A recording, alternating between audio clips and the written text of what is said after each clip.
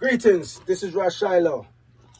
The time has come for the lions to tell their own story. See? This is the lion's voice. Keep it locked, right, sir? Rashilo said that. Are you satisfied? Wipe those tears from your eyes. I'm all alone, still you thought I was telling a lie. This is the lion's voice. Keep it locked, right, sir? Yes, job people, this is Michael Shamai representing. I will say, hear the lion voice, saying it is time for the lions and the lionesses to tell their own story. King David killed Goliath with a stone, we original dread. What are you waiting for? Come together, calling from near and far. Know who you are. What are you waiting for?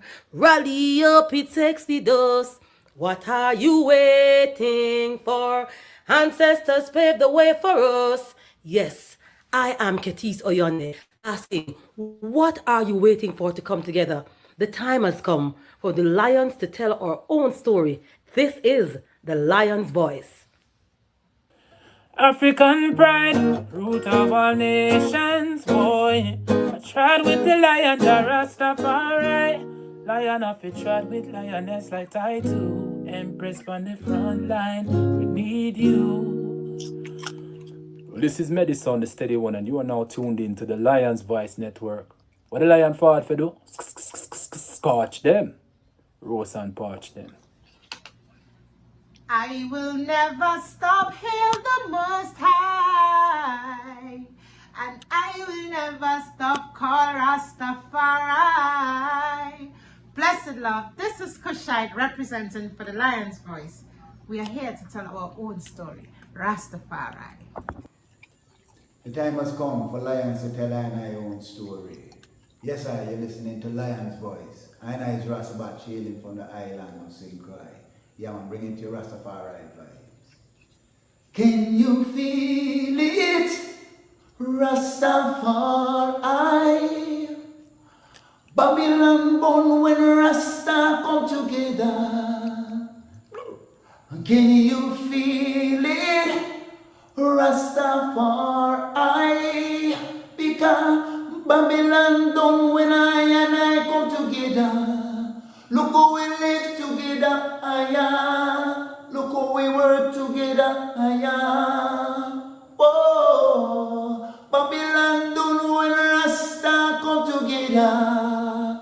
Hail I, Rastafari, His Majesty and Empress men in bless. Yeah man, hail from St. Croix, Rastafari hail. Aye. Empress Manel, Alliance, you're universally unfold, be told, Blessed love, this is Itege Idama, and it's time for the lioness and the lion's voices to be heard. This is the lion's voice, Rastafari. Greetings, this is Warrior King, and the time has come for the lions and the lioness to tell their own story. This is the lion's voice. Give thanks and praise for the wonderful blessing that's been poured on me.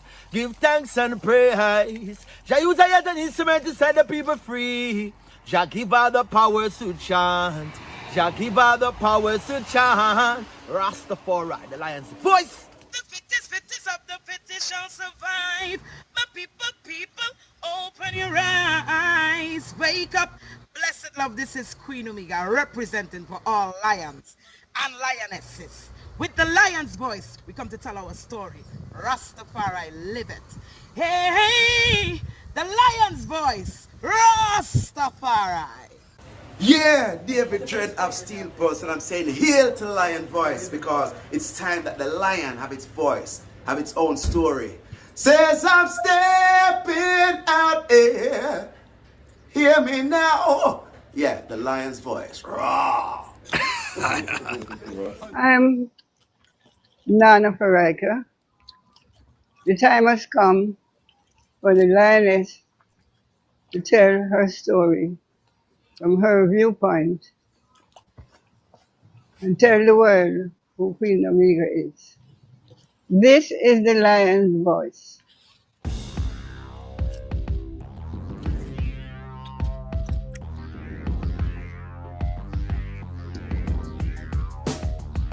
Well, lion voice, tell them that's the people first choice. Lion voice, make the lioness them feel nice. Lion voice, with the lion cubs we sacrifice. Lion voice, got to show the people them the life. Lion voice.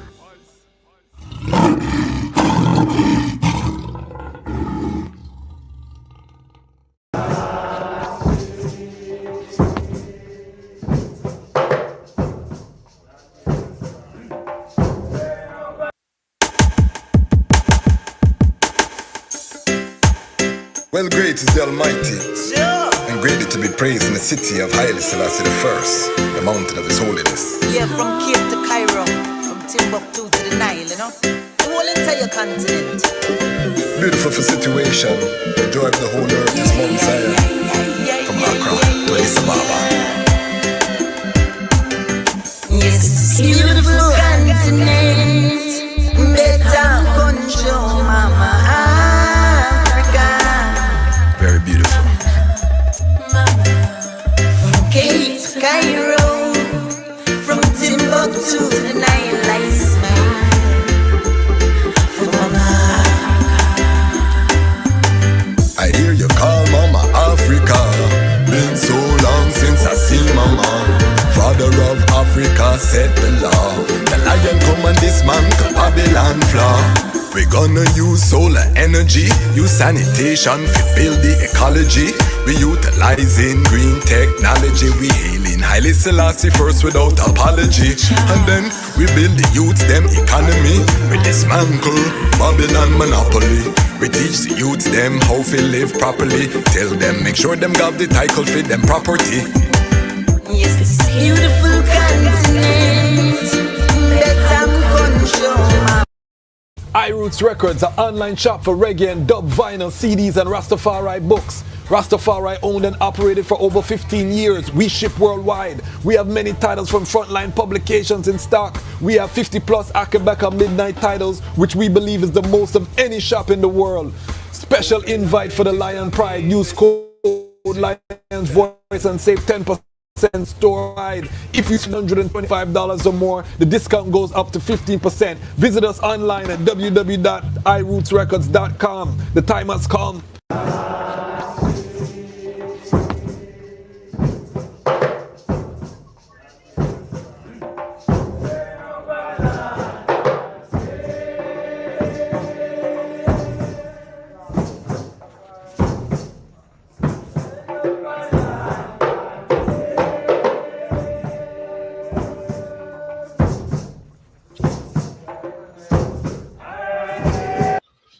Greetings in that divine name of His Imperial Majesty Emperor Haile Selassie I.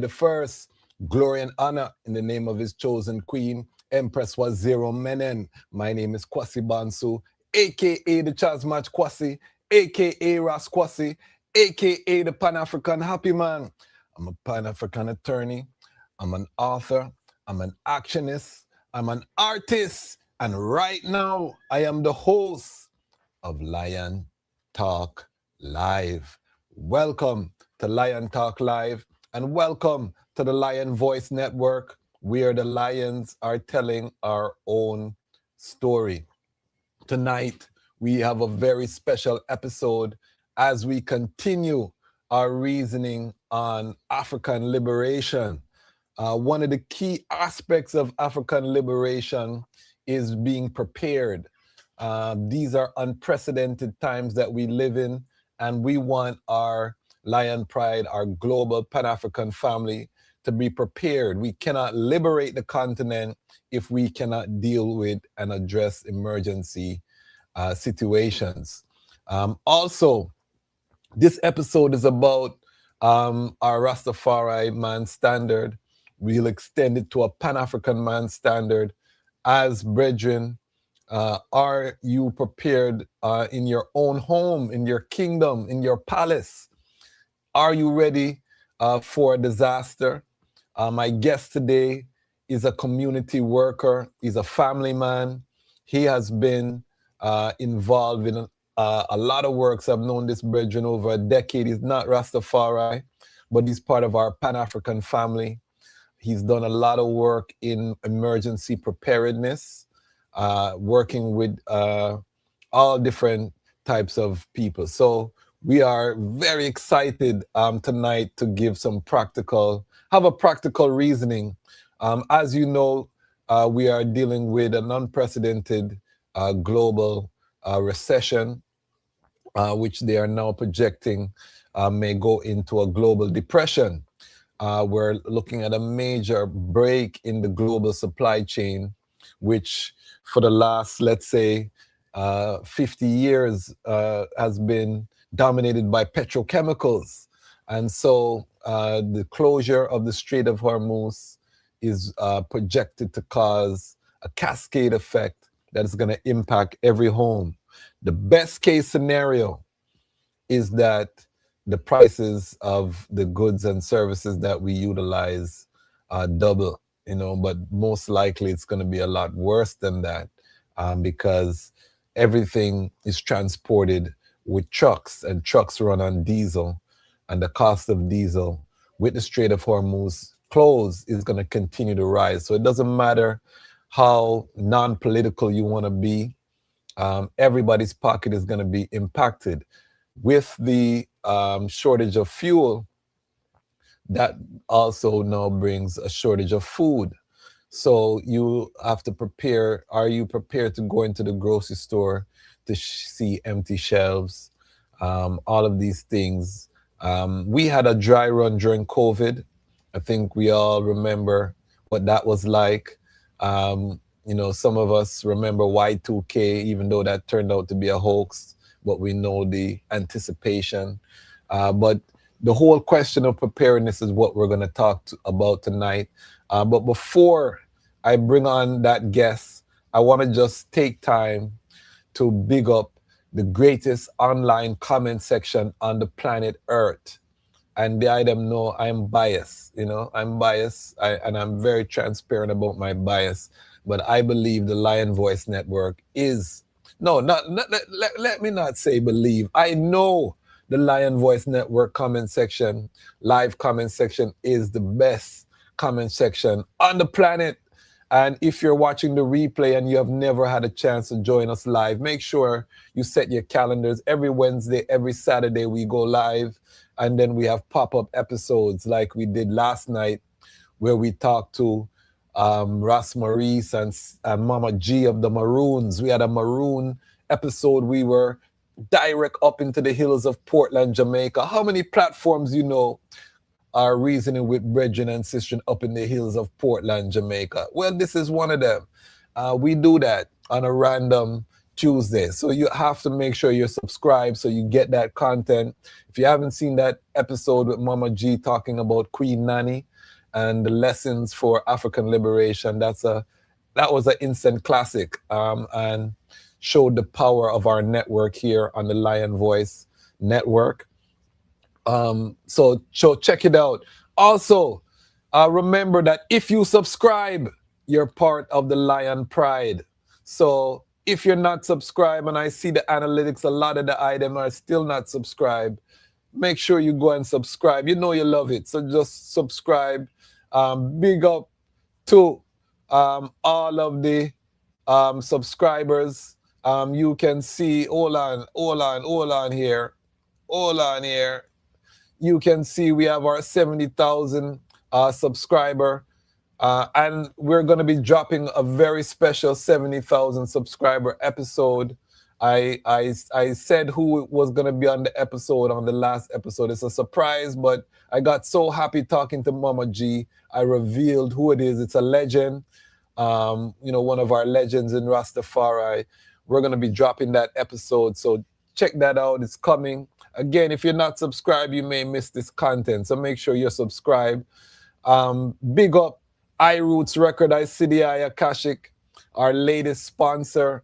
iRoots Records, largest supply of Akibeka, We are bringing on more and more sponsors. Give thanks for all of the businesses that are reaching out, that are wanting to advertise. That's how we monetize the platform in addition to our Patreon family. So big up all of the small businesses. We have very reasonable packages. So definitely reach out to us. If you have a festival, you have an event, we'd love to help you promote and to build your brand internationally. We are a community platform, so we're not going to break your pocket. We are going to work within your budget and make sure that you get that visibility with our global audience. Right now, we're doing over 60,000 views every month. That's 60,000 eyeballs on your product or service. So just think about, if we're talking about Rastafari, we're talking about being Pan-African. Are we putting our money where our mouth is? Are we supporting our platforms, or do we want to wait and save up to put our goods and services on CNN, which is not our audience? You know what I mean? We got to support our own media, and we are here pioneering Rastafari independent, non-aligned media. So big up everyone who is putting their money where their mouth is. If you have a product, service, come, reach out, let us do some business, and we'll build together. And I just want to say this before I move on. We have to take care of, we know we deal with the housekeeping. I just have to say this. Now is the time to get on board. Don't come when we are at 1 million subscribers and tell me you were there from way back and you want a discount. My people who are with me now, they'll get the discount because I know who they are. They've been with us. Don't wait till the train is, massive. And then you want to say, brethren, I was there from 3 subscribers and I want the family discount. At that time, it's not that I don't want to give it to the eye, but already my phone, literally every day, my queen is looking at me. I get calls every day.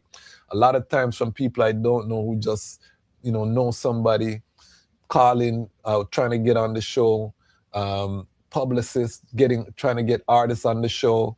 It's got to that level. So now is the time for businesses. If you want to advertise, still early. And the same goes for becoming a member of the Lion Pride on Patreon. Now is the perfect time to build with the family while we're small. So if you want to be around like-minded people, we have a town hall. We're going to be doing some more reasoning on emergency preparedness, Empress Danielle.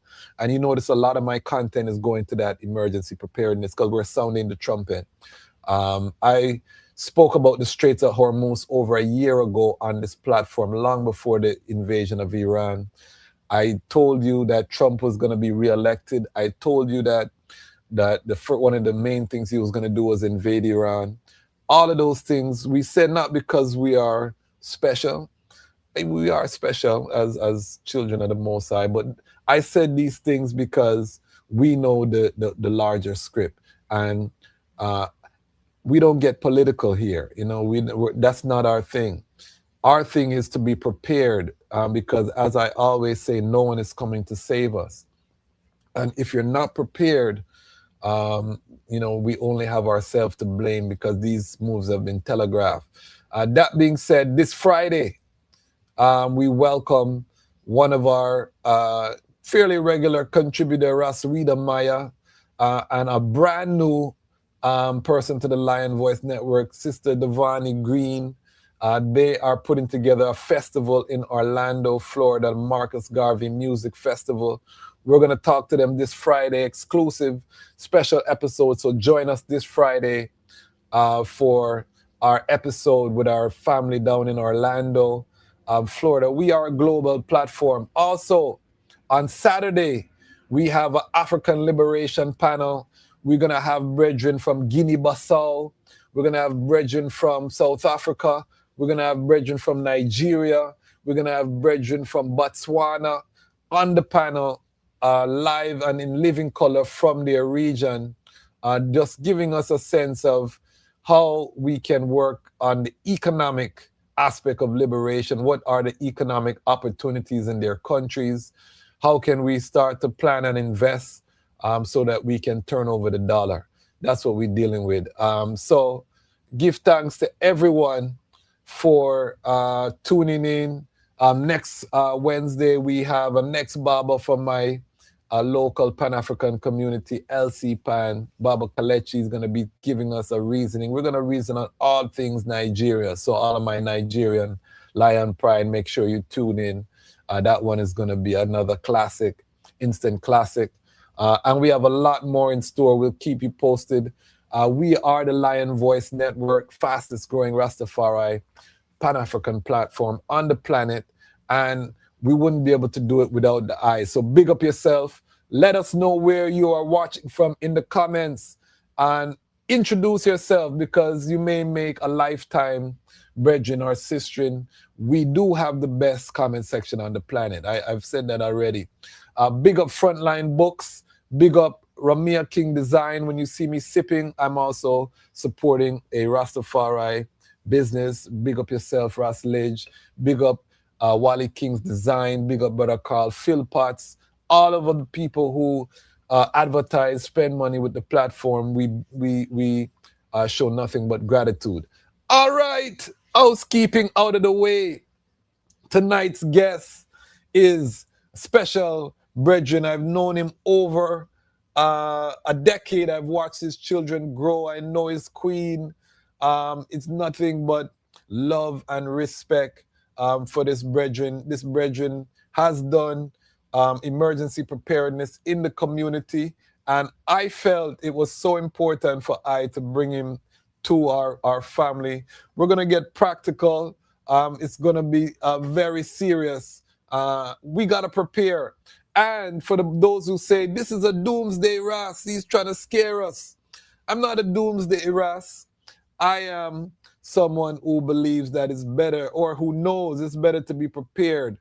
If you're prepared and nothing happens, it don't hurt you. You know what I mean? To be prepared and nothing happens, we're glad. We pray nothing happens. We hope for the best and we prepare for the worst. Or we pray for the best and we prepare for the worst.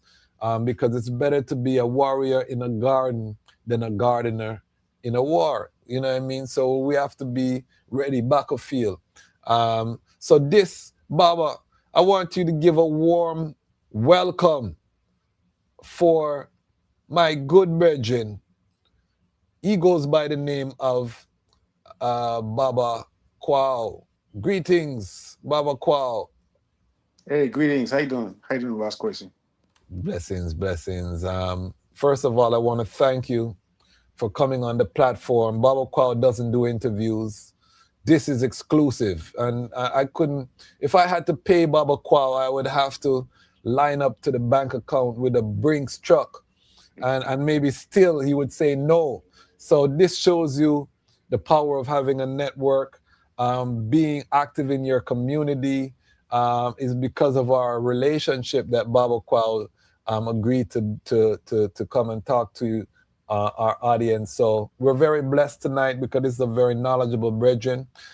We have a tradition here on the Lion Voice Network where we ask our guests to step into the Lion Talk time machine and to take us to the moment of your birth and to give us your origin story. You know, the creation of Baba Kwao and your journey into consciousness and love of your people. Okay, so if we're gonna go back in time, then I have to go back to the beginning of the universe. And so, because without the beginning of the universe, I'm not here. Yes, give Right. thanks. Give thanks. So that's fundamental. But we'll shorten it and bring it down to Haiti. I was born in Haiti in '67. To my parents. My parents are still around. Give thanks. Yes, thank you. Yes, yes. And they're living strong. And was in Haiti for a couple years. Then we moved to Africa for about 4 or 5 years. Then before we made it to Brooklyn, New York. Where And from in Africa? I don't know this part of the story. this is Central Republic of Africa in Bangui. Wow. Yeah, That's a place you don't hear about most often. yeah. I thought you would have said Benin. Yeah, no. We had my parents had some connections over there, and so Okay. that's where we went there first. Do you Um, have any memories of the Central African Republic? oh, absolutely, What absolutely. was it like? I mean, we went to school in the afternoons. School would be over by like 3 o'clock, Okay. Were you speaking and French? yeah, French in the school, and then Creole at home with my parents. Okay. And stuff. My parents, are trilingual now. Wow. They're fluent English, fluent French, and fluent Creole. Creole. Okay. I mix when I try to speak Creole. I mix French, English, Creole. I mix it all up and stuff. But yeah. So we left Africa in like 75 and came to New York. Okay. Um, and To the then Republic of Brooklyn. yeah, exactly. And stuff. And then Yeah. yeah, and then that's about it. Yes, and living in Brooklyn, which is a cornucopia of Caribbean culture, Pan Yes, African culture. What was that like growing up for you? Was that a culture shock coming to America? absolutely. Um, Especially up until I would say up until the mid '90s, late up until the mid '90s, there was a clash between Haitians and the English speaking Caribbean. Okay. And there was a switch in the '90s. I think the big switch was when you had the Fugees come out. I was just about to ask you, how Yeah. important is Wyclef Jean to Haiti? Oh, it's very, very important because that's Haiti starts becoming to people in Brooklyn start to look at Haitians a little bit differently after the Fugees come out. Yes. But I remember, like in Brooklyn back then, it was pretty segregated. So like, it was segregated by color Yes. and it was segregated by country also. Okay. Right? So you had neighborhoods that were in Brooklyn that black folks knew do not be in that neighborhood at all, right? And Like that Crown was Heights. Crown Crown, Heights. well, Crown Heights not as much, but it was much more Bensonhurst. Bensonhurst, yes. I remember they Th- killed a black man in that's right, Bensonhurst back in the that's day, right. yeah? Yep, and Canarsie. So Okay. Bensonhurst and Canarsie were two well-known areas that black folks just did not go to, Okay. and stuff like that. So, but at the same time, within the black community, right, within the black community, like you might have a whole building, right, that's just Haitians. Everybody in that building is Haitian, right? And then you might have a whole other, you might have another building. Everybody is Trinidadian, or everybody is Jamaican in that building, or at least 90% is, And I remember there was the building that we're living in. My parents are living in right now. This is very small, 3 stories, right? Okay. Okay. So, but it was like side by side. There's one building connects to the next building. They're both 3 stories. So each of them had 6 apartments. But the building on the left, where my parents lived, that building was only Haitians. Okay. And the building on the right, attached to it, was West Indian, but English speaking West Indian, right? Okay.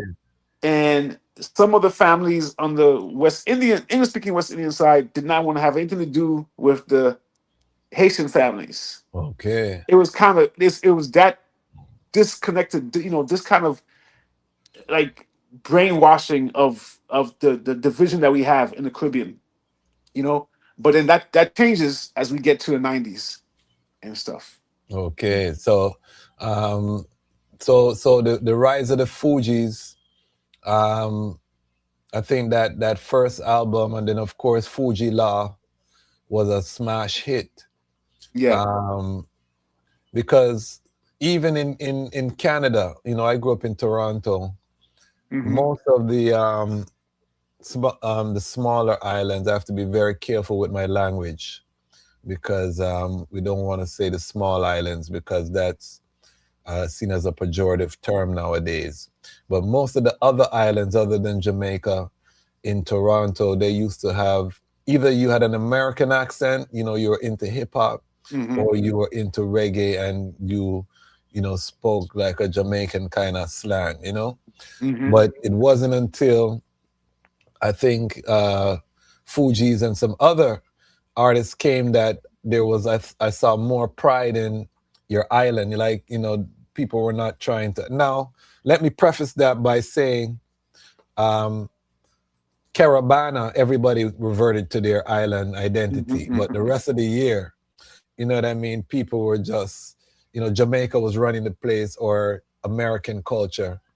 So I can imagine the Fugees come on the scene, and one thing you have to say about Wyclef, he was unapologetically Haitian. Mm-hmm. He, Yes. got, he had Creole songs. He was using Haitian slang. Mm-hmm. How old were you when that movement came about? Mm, 17, maybe 16, Okay, 17. okay, perfect age. Yeah, yeah, around that age. Were you going to basement parties in Brooklyn? Were you going to house parties? Yeah, man. Yeah, yeah. I was going to them, and some of them you had to leave because it's about to be a shootout. So you had to get Oh, I out really know, I fast. know, I know. I've been in a few. My children don't believe me about my youth days. There was a period between, I think, 92 and maybe 95, where almost every dance in Toronto used to get shut up. You knew that after a certain point, you gotta leave or something's gonna pop off. So, Yes, yes. um, my children don't know about that life, but they think I'm dramatic. Uh, so that's beautiful. That's beautiful. So, when did you know that you had a great love for your people and you wanted to actually do community work? When did that light or that spark start to rise in you? Well, I would say that it reignited in college. Okay. Where did you go to Um, college? I went to City College of New York Okay. in Harlem. Did you know Dr. Leonard Jeffries? Was he there when Mhm. you were there? Yep, Okay. Brother Smalls, Dr. Yes. Scobie, um, Okay. um, Dr. Jeffries. I mean, Okay. that whole crew of geniuses. Yes. I Yes. was around them and stuff. Okay. Yeah, yeah. I Now, remember. now I that I that, that remember. I'm explains a sorry. Go lot. ahead. No, I said Say that again. explains a lot. That explains a lot. Oh, yeah. Brother Smalls was a very tough professor. He did not. He didn't play around.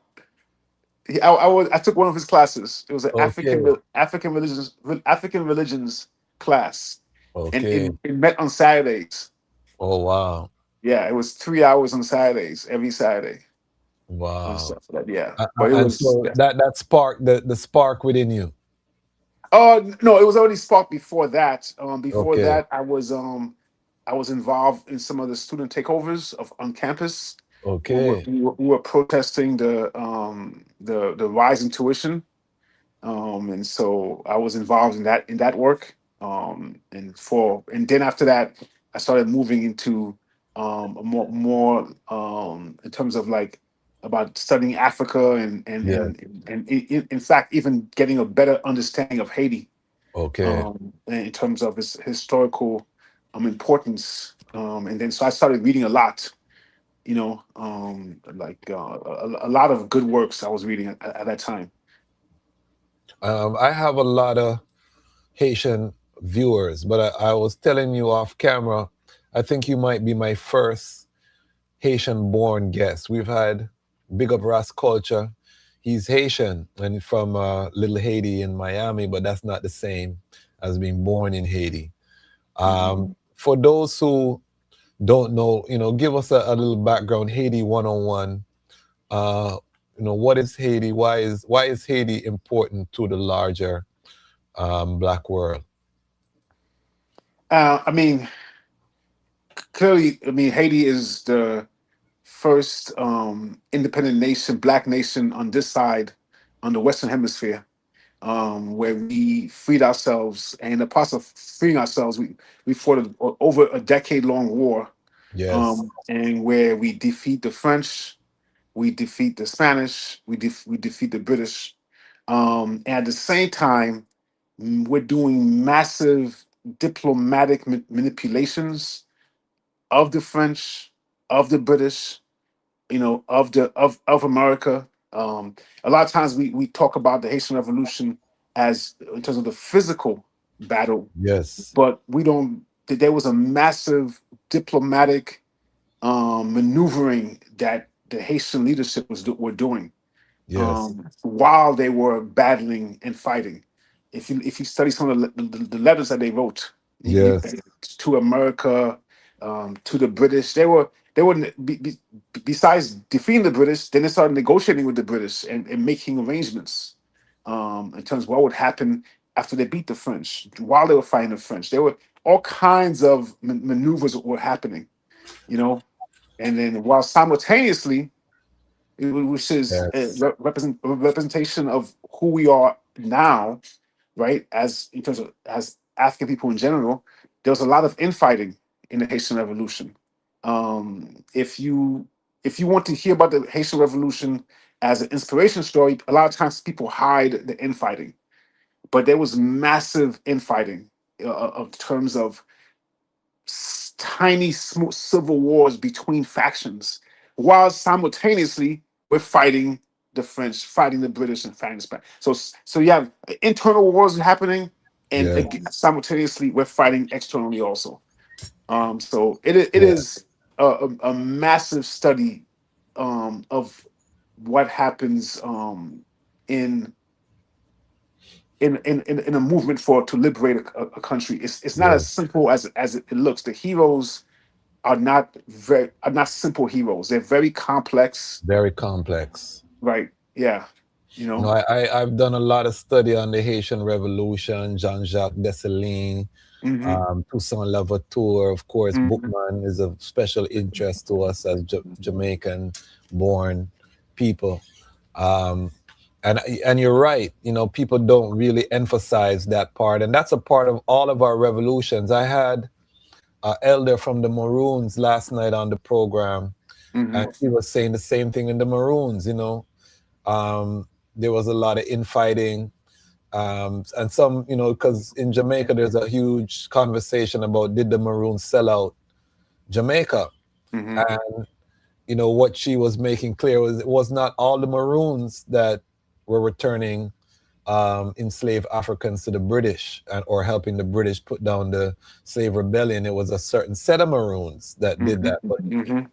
most of them were not in agreement with that policy.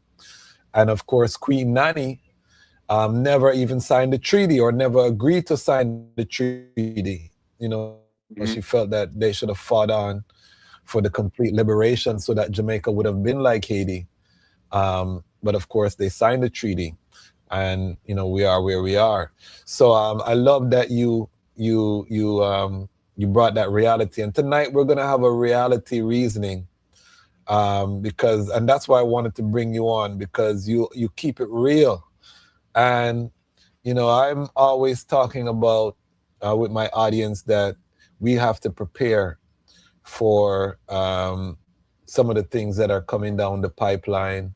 And if we are optimistic and tomorrow the Straits of Hormuz open and everything is back to normal, the supply chain is going to take a few months to unravel everything and get everything together.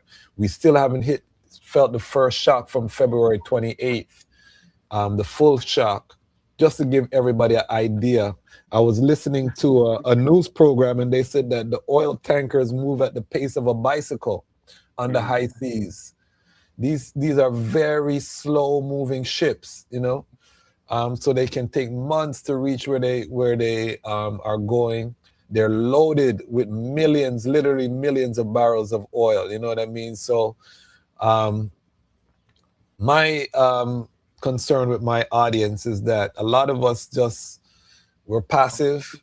We hear things, we don't really make any movements, and that was proven during COVID, because during COVID none of us were ready. Well, let me speak for myself and my community. The Rastafari community was not ready for COVID.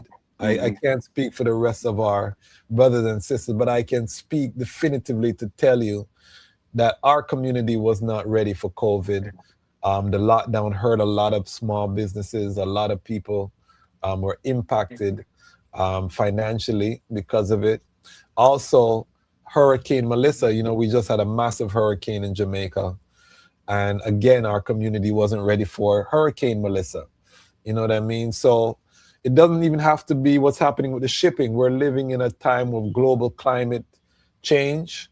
Things happen that don't usually happen. So I want to take this episode and to just give my audience the blessing of thinking about, how to think about being prepared and things that we don't think about when we're talking about being prepared as a family man. And this is a man with adult children and grandchildren.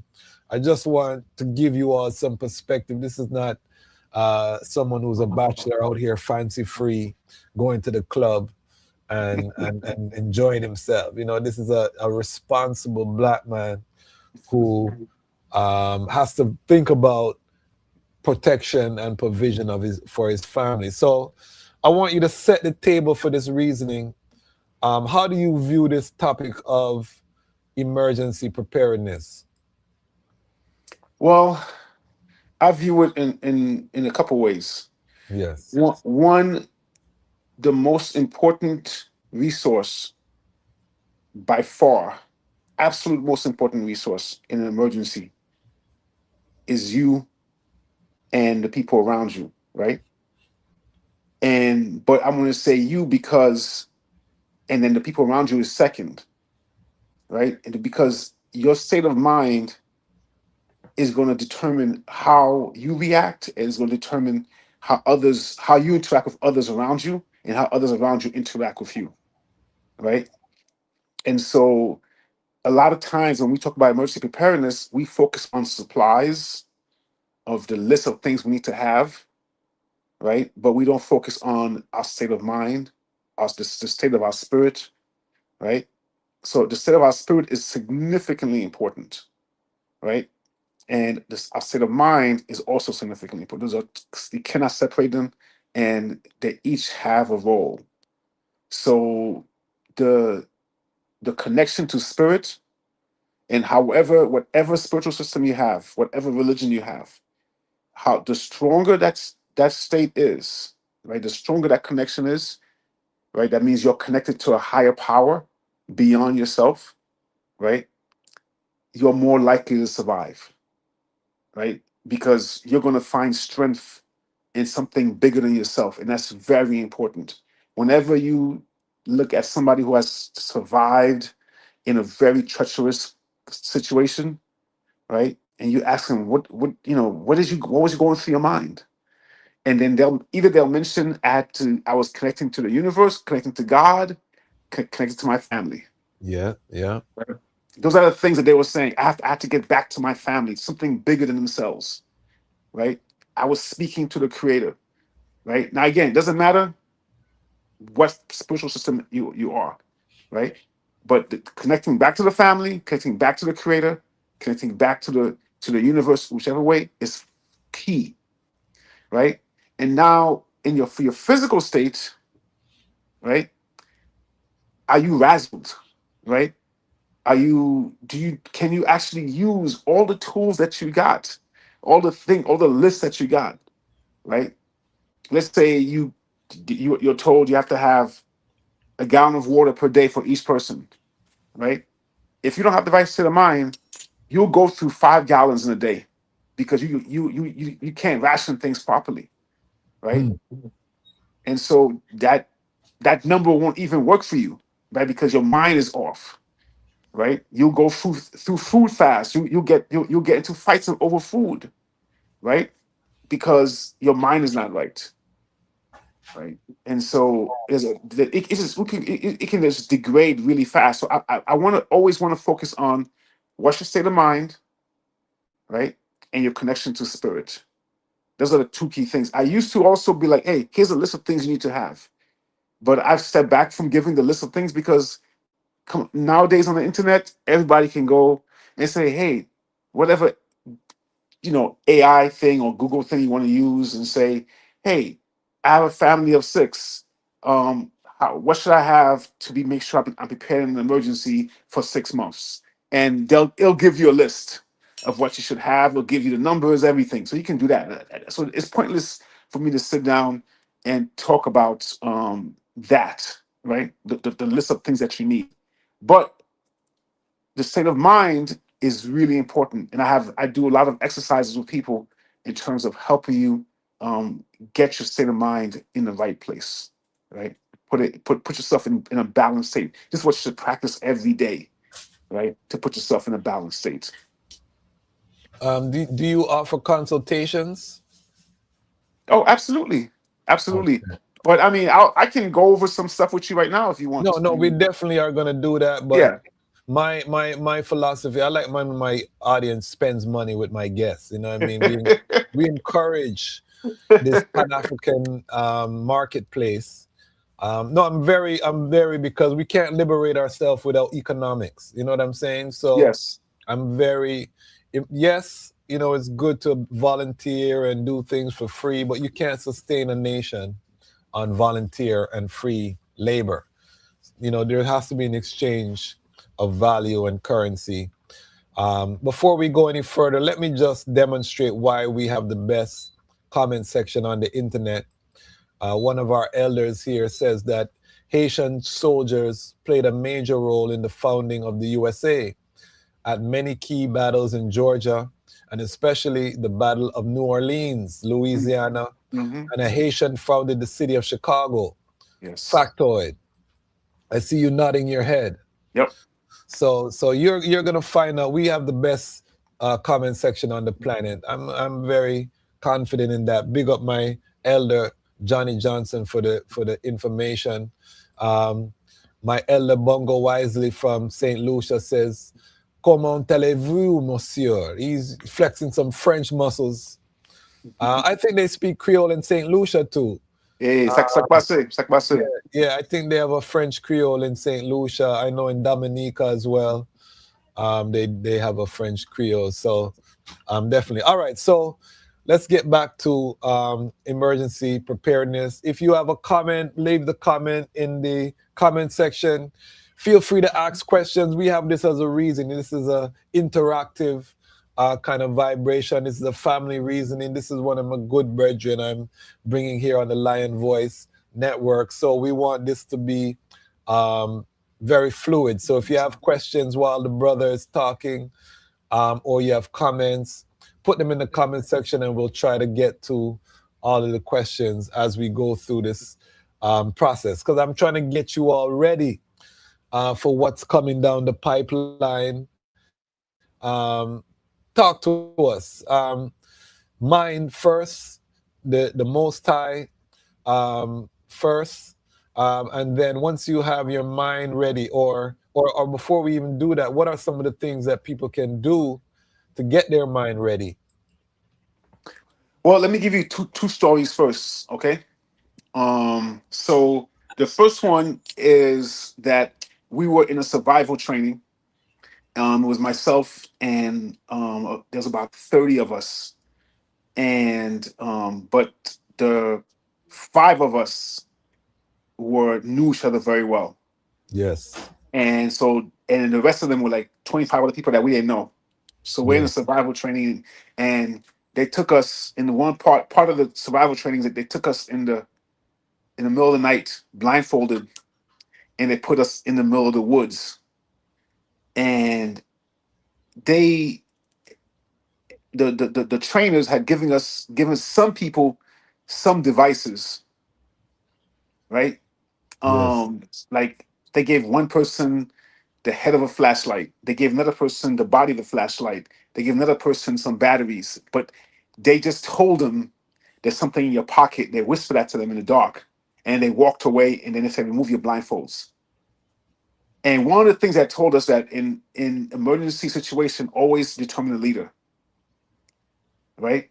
And so myself and my friends that were there, we did not know this was going to happen. But however, because we knew each other very well, we knew one of us had to lead the group because we knew who the group of people were. We were like, one of us must lead this group. Yes. And then so I say really quickly, I nominate my friend as to lead the group because we were told in an emergency situation we have to elect a leader. And does anybody second? And then our other friends seconded it, right? And then after that, that made everybody else agree, right? And there's a reason why I'm telling this story, Yes, right? yes. So that makes so now our friend is elected, and now he says to me, "You lead the front of the group." So he knew without us talking, we knew what we were doing. Okay. So they put the pieces of the flashlights together and everything, and one of the instructions was like follow the north, follow the star to get back home. And so we had machetes. We had to, cut through weeds and bush and stuff like that. And we had to take with us about 30 people in the dark of night, around midnight, through the thicket, through swamp. We actually went through swamp and stuff, and we were like, okay, what is going on here? We're not exactly sure, right? And so we get and then me and my friends were communicating with each other, sending information back and forth in the line, right?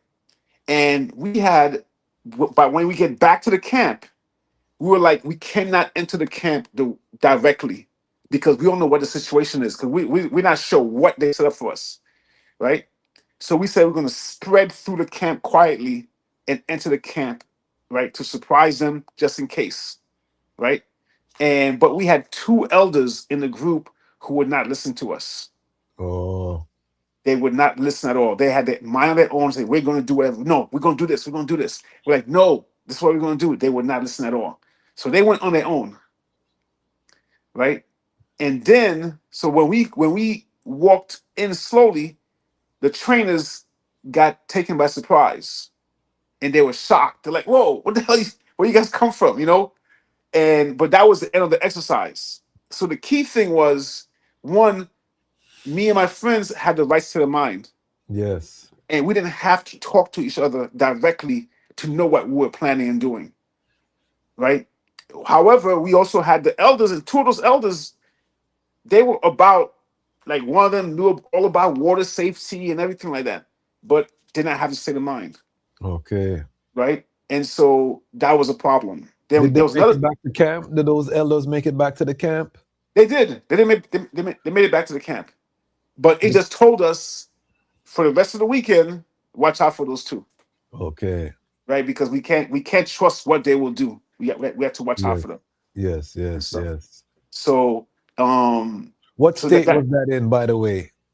this was in Virginia.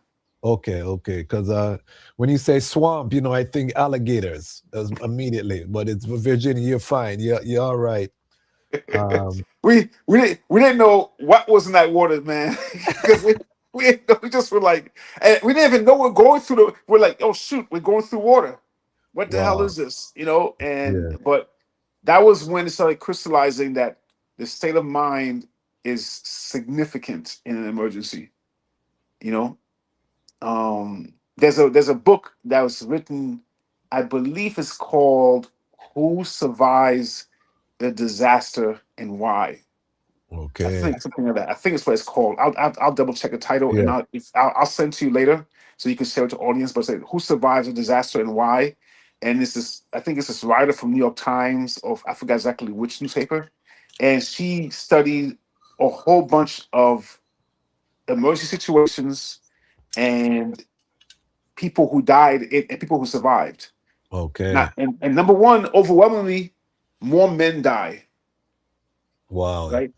Because a lot of times men tend to jump in, say, I'll save you. And they'll jump in and they don't think twice about it. They'll just jump in. And then they might save the person, but they end up drowning, Yes. right? And there's another stat that shows that when they look at ultra marathons, and so when I was thinking about doing an ultra marathon, because I had done a marathon and I want to increase to like 15 miles or 100 miles. Yes. So Yes. I never got to do it, but I was studying about it. Okay. Yeah. And what they had shown was that there's a higher percentage of women who enter and finish than men who enter and finish. Okay. And so what they were trying to figure out, why is it you had more men who entered, but like 50% of the men who entered didn't finish, while 80% of the women who entered finished. Okay. Now the women's time might be slower than the men's time, but they finished, right? And by the way, there was a race just recently. I think it was a woman who won. I think it was a 256-mile race Wow. or something like that, and then she beat the men's time and the women's time. I forgot. It Wow. was a very, very long distance. I forgot exactly how many miles it was, but it was very long. She beat everybody, right? But the reason why they were saying that women are more likely to finish these long distance races than men is because men would have a tendency to say, "I got this," and they don't train very methodically, Yes. right? And so while with the women who enter the race, they will be more like, oh shoot, the race is 6 months away. That means every day I must do A, B, and C. And they would Yeah. follow that religiously, right? And so again, it points to the state of mind, right? That when you come and then one of these events is like a 100-mile event is like a state of emergency because Yes. all your body stuff is depleted, right? Yes. Yes. And then so now it's your mind and the connection to spirit that's going to push you to the finish line. Yes. But you have to be prepared. You have to be doing things every single day to get to the point where you can actually cross the finish line. Great analogy. Great analogy. Yeah. You said you had two stories. So those were the two stories? Well, okay. The other story is we were in a situation where we were camping Yeah. and we all had to go. And this story involves me making a mistake, Yes. right? And in terms of my state of mind. So we were camping, and there was a main house, right?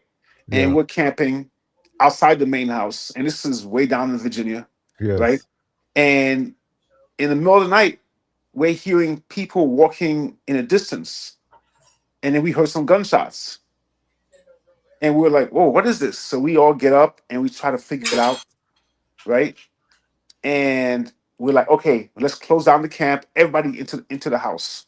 Mm-hmm. Right. So we put everybody into the house, and then we set up guard duty, right? But there was one person that, oh, okay. So we set up guard duty, and also what we did was we put all the cars facing outwards, and we had all the cars flooded, put the high beams on, and had the engines running, so that way that it could blind anybody coming towards us, but we could see anybody Yes. coming towards us. So we did that. We did that. So we had a security system, and we did that also. Again, so that's the state of Okay. mind for us to be in this situation. We had children with us, Yes. right? We Yes. had to make sure everybody was safe. We couldn't just leave. So we quickly set up this perimeter, set up this traffic. I mean, this car circle with the beams of light heading out, and we had so we could protect everybody. Now, meanwhile, inside the house was somebody who I knew was trained in preparedness stuff, but they were not happy at all. They were like, "I have to leave, I have to leave, I have to leave, I have to leave," and they were like erratically speaking, right? And we were like, "Just no, just relax, relax." Like, no, no, no, I have to leave, I have to leave, I have to Yes. leave. And so we were like, "Okay, you leave."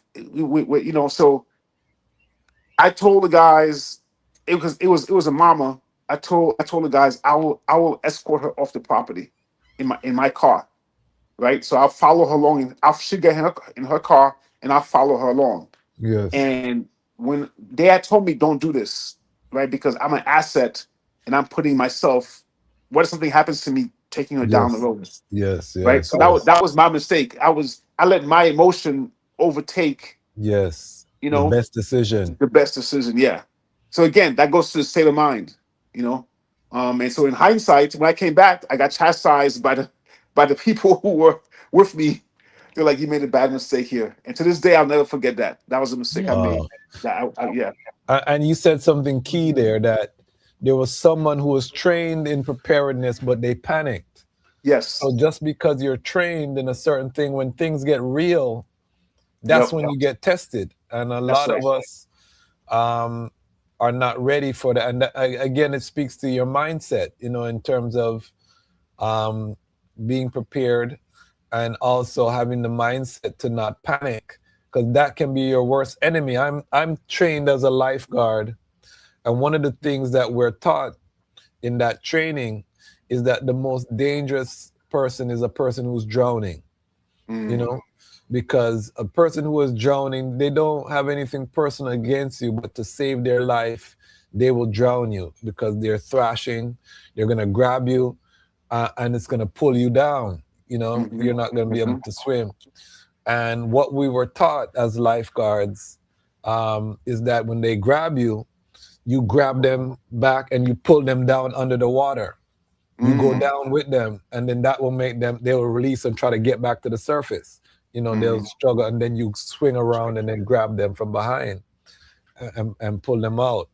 But the thing is that the key is not to panic. When they start to grab you, a lot of people try to fight them back, and then you tire yourself, and then you're gonna Yes. drown. You know what I mean? The thing is not to panic when they're going all crazy, is that you just calmly grab them and you take them down under the water. And that's gonna make them release and try to get back to the top, and then you can release and then go and get them again. But again, it's all about your mindset. If you panic, if you're trained and you come to save that person and you panic, you can lose your life, no matter how well you're trained or how strong you are, how many push-ups you've done, how That's many, nice. you know what I mean? Hmm. Because a person who's scared is the most powerful. The adrenaline running, they can tackle a bear, uh, Hmm. so key. I love that you said that. But continue with the mindset. All right. So there are people who have drowned in a foot of water, Yes, right? yes, Right, yes, right. You're like, why would you drown in a foot of water? Because they're totally panic stricken, right? Um, I remember we were doing some roofing work, right? And I had a friend who we were all getting off. There's some scaffolding, right? yes. So my friend did not know how far down the scaffolding was, and they were hanging with their feet hanging off. And we were like, just let go. And they were like, no, no, I can't let go. We're like, just let go. The platform is right there. They would not let go. And then we guided them off. And then when he realized the platform was a foot from his feet, he was like, "Oh my god!" But he just was like instant panic. Yes, And yes. so again, that's your mindset. So, Mindset. so what did you do? So there's two things I would suggest people do: that you put yourself in purposefully controlled, stressful situation. Okay. All right, and there's several ways to do this. All right, so go on a very long hike. Right, don't go on. Of course, build up to it. Right, so maybe you've never done a 20-mile hike before. So put as a goal. You know what? In 6 months, I'm going to do a 20-mile hike.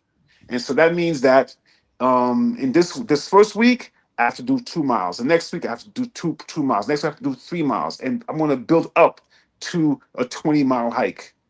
Right? Or maybe I've never done a 2,000 foot hike before, a 2,000 foot elevation hike before. So let me build up to it.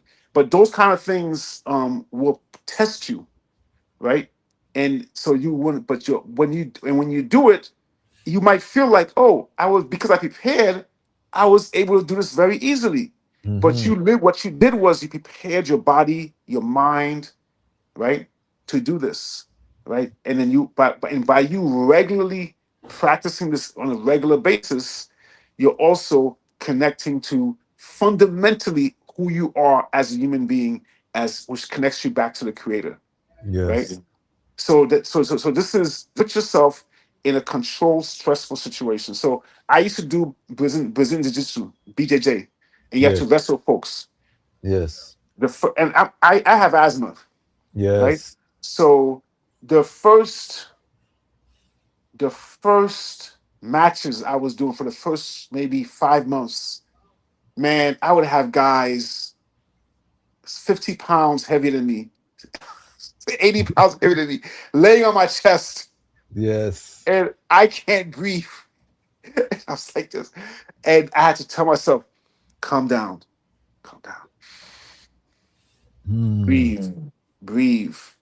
And slowly, that pressure on my chest no longer became a problem anymore. Okay.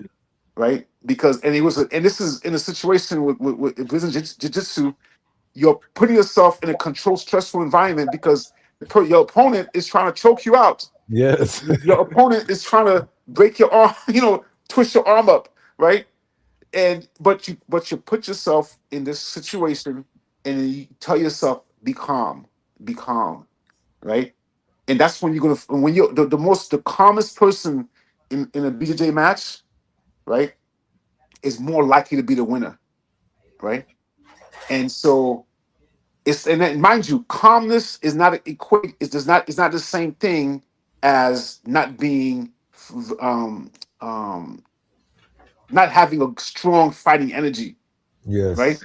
You can be a calm warrior. I'm not talking about peace, peace. I'm not talking about that. Yeah, yeah, I'm yeah. saying having a still mind, a still body, right, inside, so you can make the right decision at the Yes. right time. And it may happen in a matter of a split second, but because you're calm on the inside, you're gonna make that correct split second decision. So Right? beautiful. Talk about the importance of breath, All right. breathing. I think everything is foundational because a lot of times when we have anxiety or we're panicking, we're shallow breathing and we're not regulating that breath. Talk about the importance of breathing. All right. So clearly you wanna breath is fundamental, right? The first thing when you come out of the mother's womb, right? They're looking to see how you breathing, right? So breath is fundamental, right? And spirit, spire, right? Is expiration. I mean, inspiration.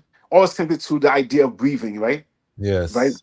And so you have so how you breathe is important. We all breathe, otherwise we're not alive, right? But how Yes. you breathe is important. So you want to, and I'll go over some exercises about what you can do to practice being calm with breathing. Okay, but fundamentally you want to do a diaphragmatic breathing, meaning that you are breathing through here. Yes. So now right now I'm going to breathe in Yeah. and my hand goes out, right? So Hmm. I breathe in here first and then I expand my chest. So this in here first, and then the chest opens up, right? So you want to practice doing that on a regular basis, right? Yes. Yes. Now, Yes. let's go over a particular exercise that I was taught, right? Because I'm a life coach, um, Okay. and as a life coach, I use my breathing practices to help people go through difficult situations in life, right? To come up with solutions. And so one of the things that I teach people is there's something called three breaths, right? And the three breaths is very simple, and no one needs to know you're doing it. It's that Yes. simple.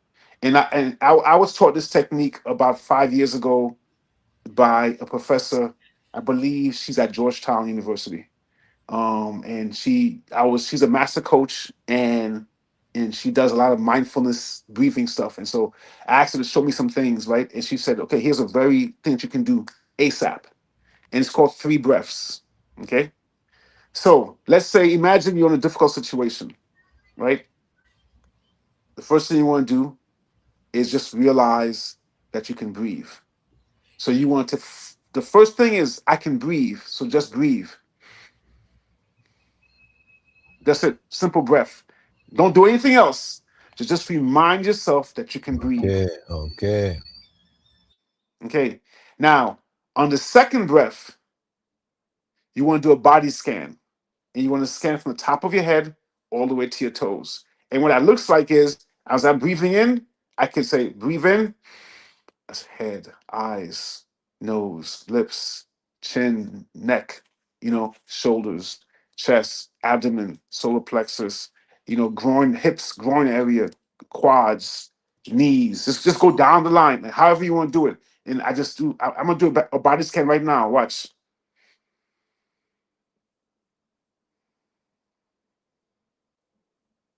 So I just literally just went from the top of my head all the way down to the bottom. Now, when I do this scan, I'm looking to feel if there's anything that is not feeling right, something that's feeling too tight. I feel my brain, my head is thinking too many thoughts, right? My eyes feel strained, right? My chest feels tight. My heart is pounding. Whatever I feel, right? I notice it and I tell myself, relax it, right? So as I'm doing my body scan, I feel something, relax it. I go, keep going, relax it. Keep going, relax it. So relax any part of your body that's tense, Okay. right? So that's your second breath, right? And now your third breath is what do you want to happen right now that you have control of?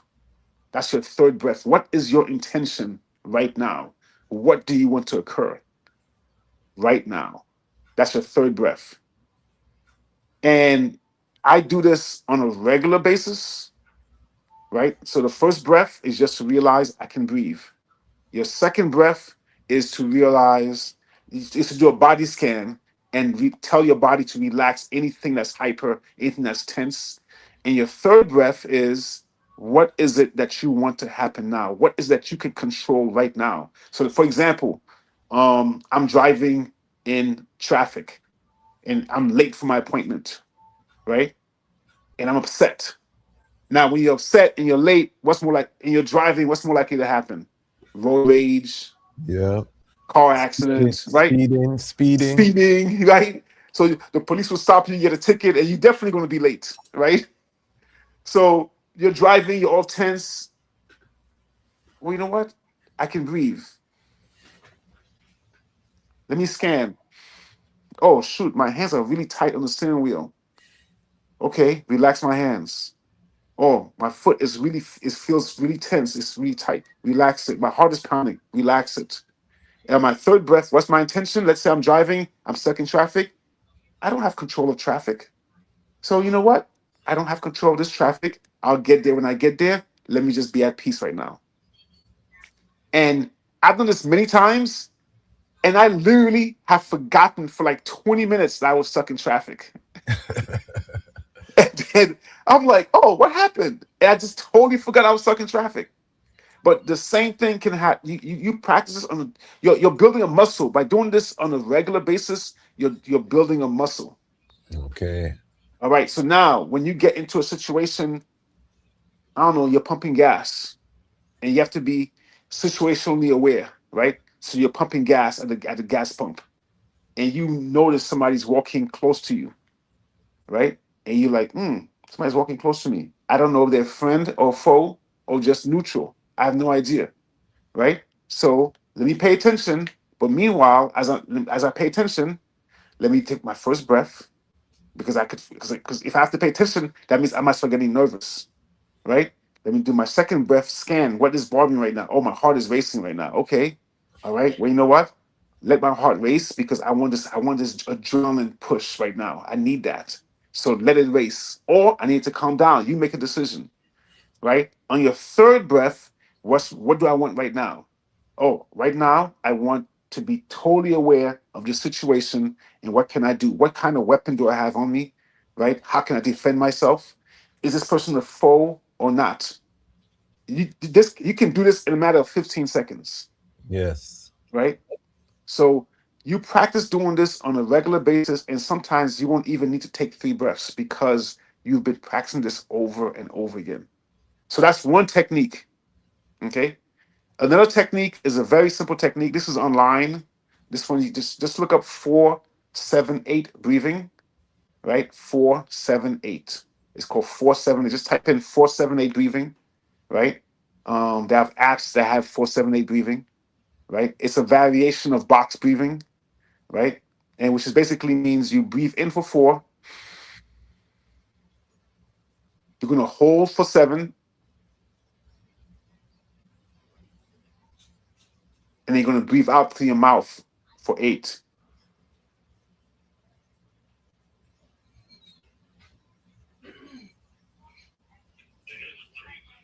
It's right. So you go and you repeat that cycle over and over again.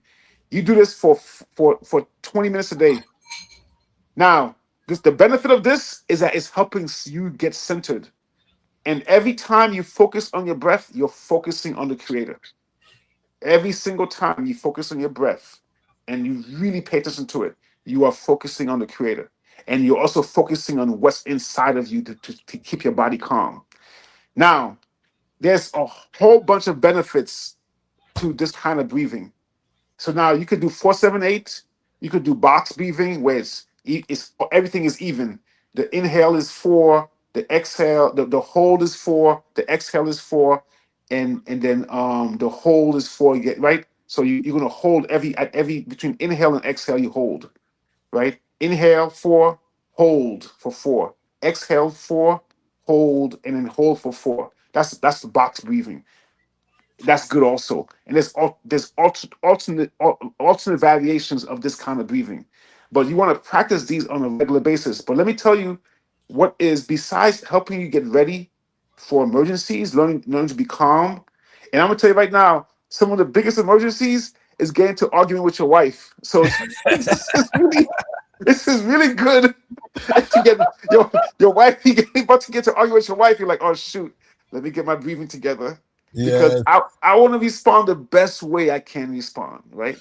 And just, we laugh, but it's a very serious thing. I had some sisters on from South Africa Mm-hmm. addressing the issue of domestic violence. Yes. And a lot of domestic violence comes because people don't know how to de-escalate. It can Yes. come from childhood traumas Yes. on both sides, because men are also victims of domestic violence as well as women. But again, the breathing and knowing yourself and calming yourself down is a de-escalation tactic. So, I laugh because it's so true. If you don't have a healthy marriage if you don't have disagreements with your queen. You know what I mean? And as a veteran, just like you're a veteran, sometimes you just have to be quiet and breathe. You know what I mean? Yes. Yes. Yes. Now But let me give you the other benefit. yeah, There's been there's a whole bunch of studies that shows that 478 breathing, slow, deep breaths, box breathing, those kind of right, and alternate nostril breathing, which is the next one I'll show you, right? Those breathing techniques actually helps the brain, okay. and there's actually studies that show that slow breathing techniques minimizes the effects of Alzheimer's, Okay. right? And so you can see the connection, because Alzheimer's is connected to two things. The plaque from your brain is not being cleared, right? Yes. And it's constantly building up, Yes. right? And that could be based on too much sugar in your diet, Yes. right? Too Yes. many carbs in your diet, and it's Yes. also could be also because of lack of sleep. Okay. Because while you're sleeping, your body is clearing up debris from your brain, from your Okay. cells. It's clearing it, right? That's one of the things sleep does. So this slow, deep breathing is almost putting your body back into a state of sleep where your brain is clearing, Okay. right? And so that's another benefit. You do these breathing techniques. Not only are you prepared for an emergency, but you're also prepared for later in life. And when I do these breathing techniques on a regular basis, I'm telling you right now, Ross Quasi, I know exactly where my keys are. I know Okay. exactly where I put my phone. I don't even think about it. I just Yeah. know it off the top. I remember things way, way better. And I'm Okay. 58, So not only is it going to help you practice being ready for an emergency, it's also going to get to help you practice remembering things, Okay. avoiding sickness, and so forth. All right. Let me go over the next breathing technique. All right. All right. So again, I practice yoga for about 25 years or so. I've been practicing yoga. Mm-hmm. I got introduced to it from my mother-in-law, Yes. and what you call it, and my wife.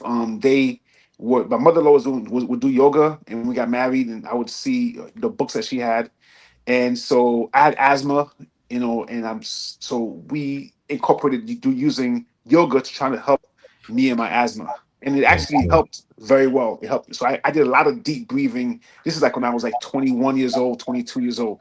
A lot. Okay.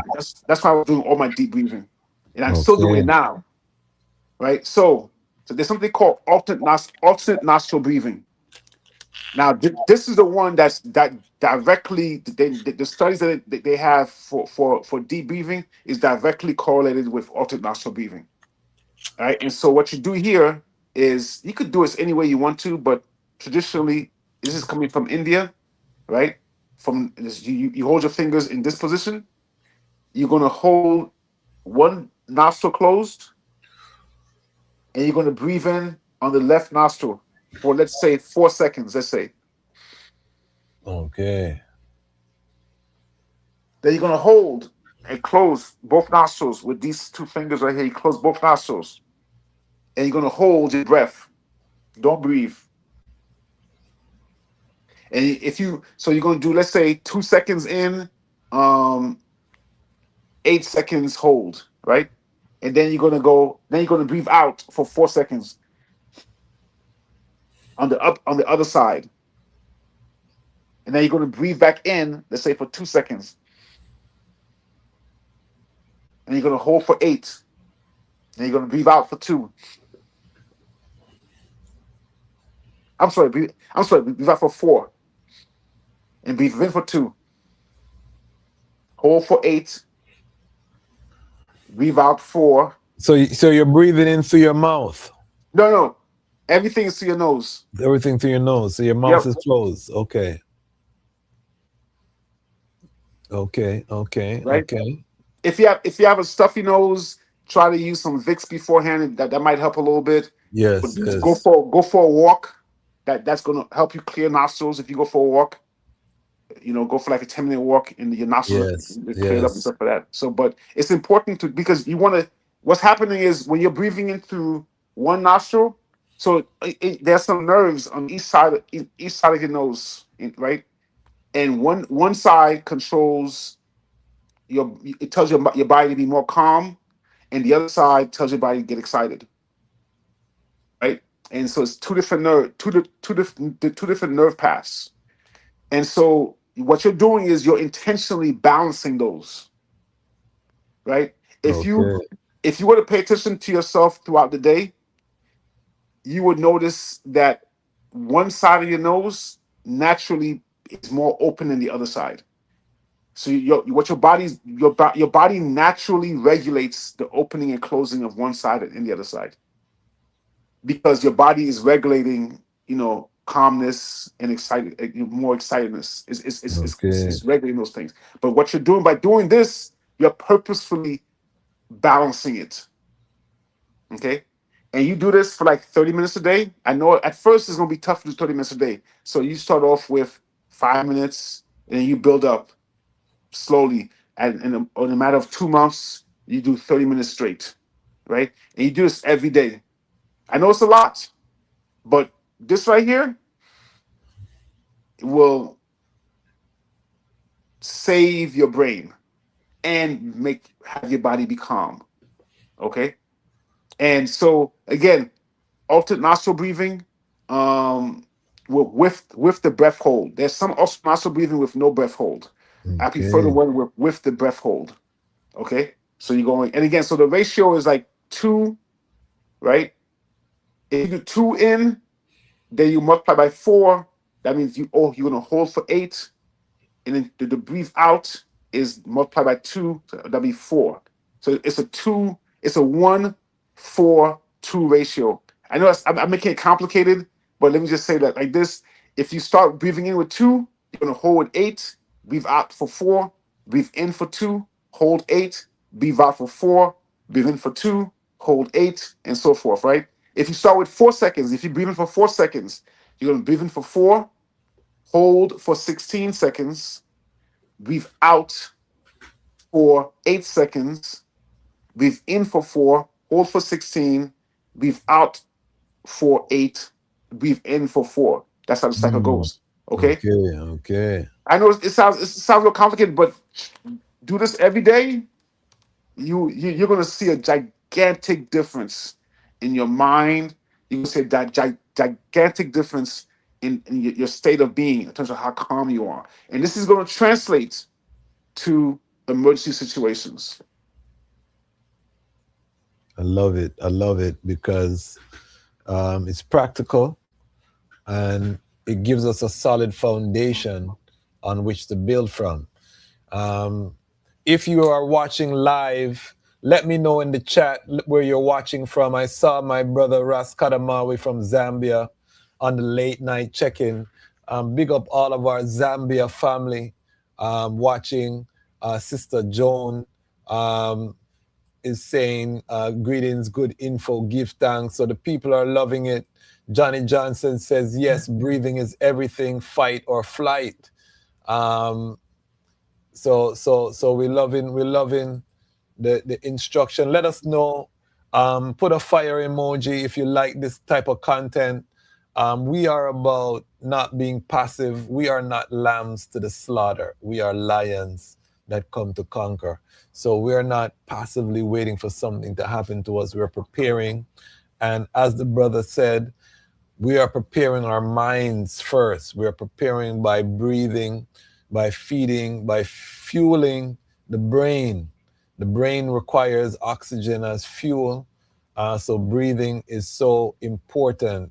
And the breath, you know what I mean? In Nyabingi, we also emphasize the heartbeat, which we say the heartbeat says, do good. You know, the heart pumps, do good, do good, do good. The heart is telling you to do good and synchronizing that heartbeat with the breath. So when you're doing that check, making sure that you're also aware of how your heart is beating, and just regulation. A lot of times we're learning PhD, masters, all of these things, and we never take the time to master ourselves. You know what I mean? We never take the time to learn ourselves. So this is important instruction. And we're going to have a lot more of this type of content as we prepare for whatever is coming down the pipeline. We don't know what's coming down the pipeline, but it doesn't look good to those of us who study these things from a geopolitical standpoint. So we want to be prepared. And as a black man, let me say this, you know, we have a responsibility for our families, because if the emergency comes down and you're the black man that's full of anxiety and you're panicking, guess what's going to happen to the rest of the people in your house? It's going to be chaos. You know what I mean? They're going to be looking to you as the man, your children, your queen, to hold it together and to make good decisions and not rash decisions.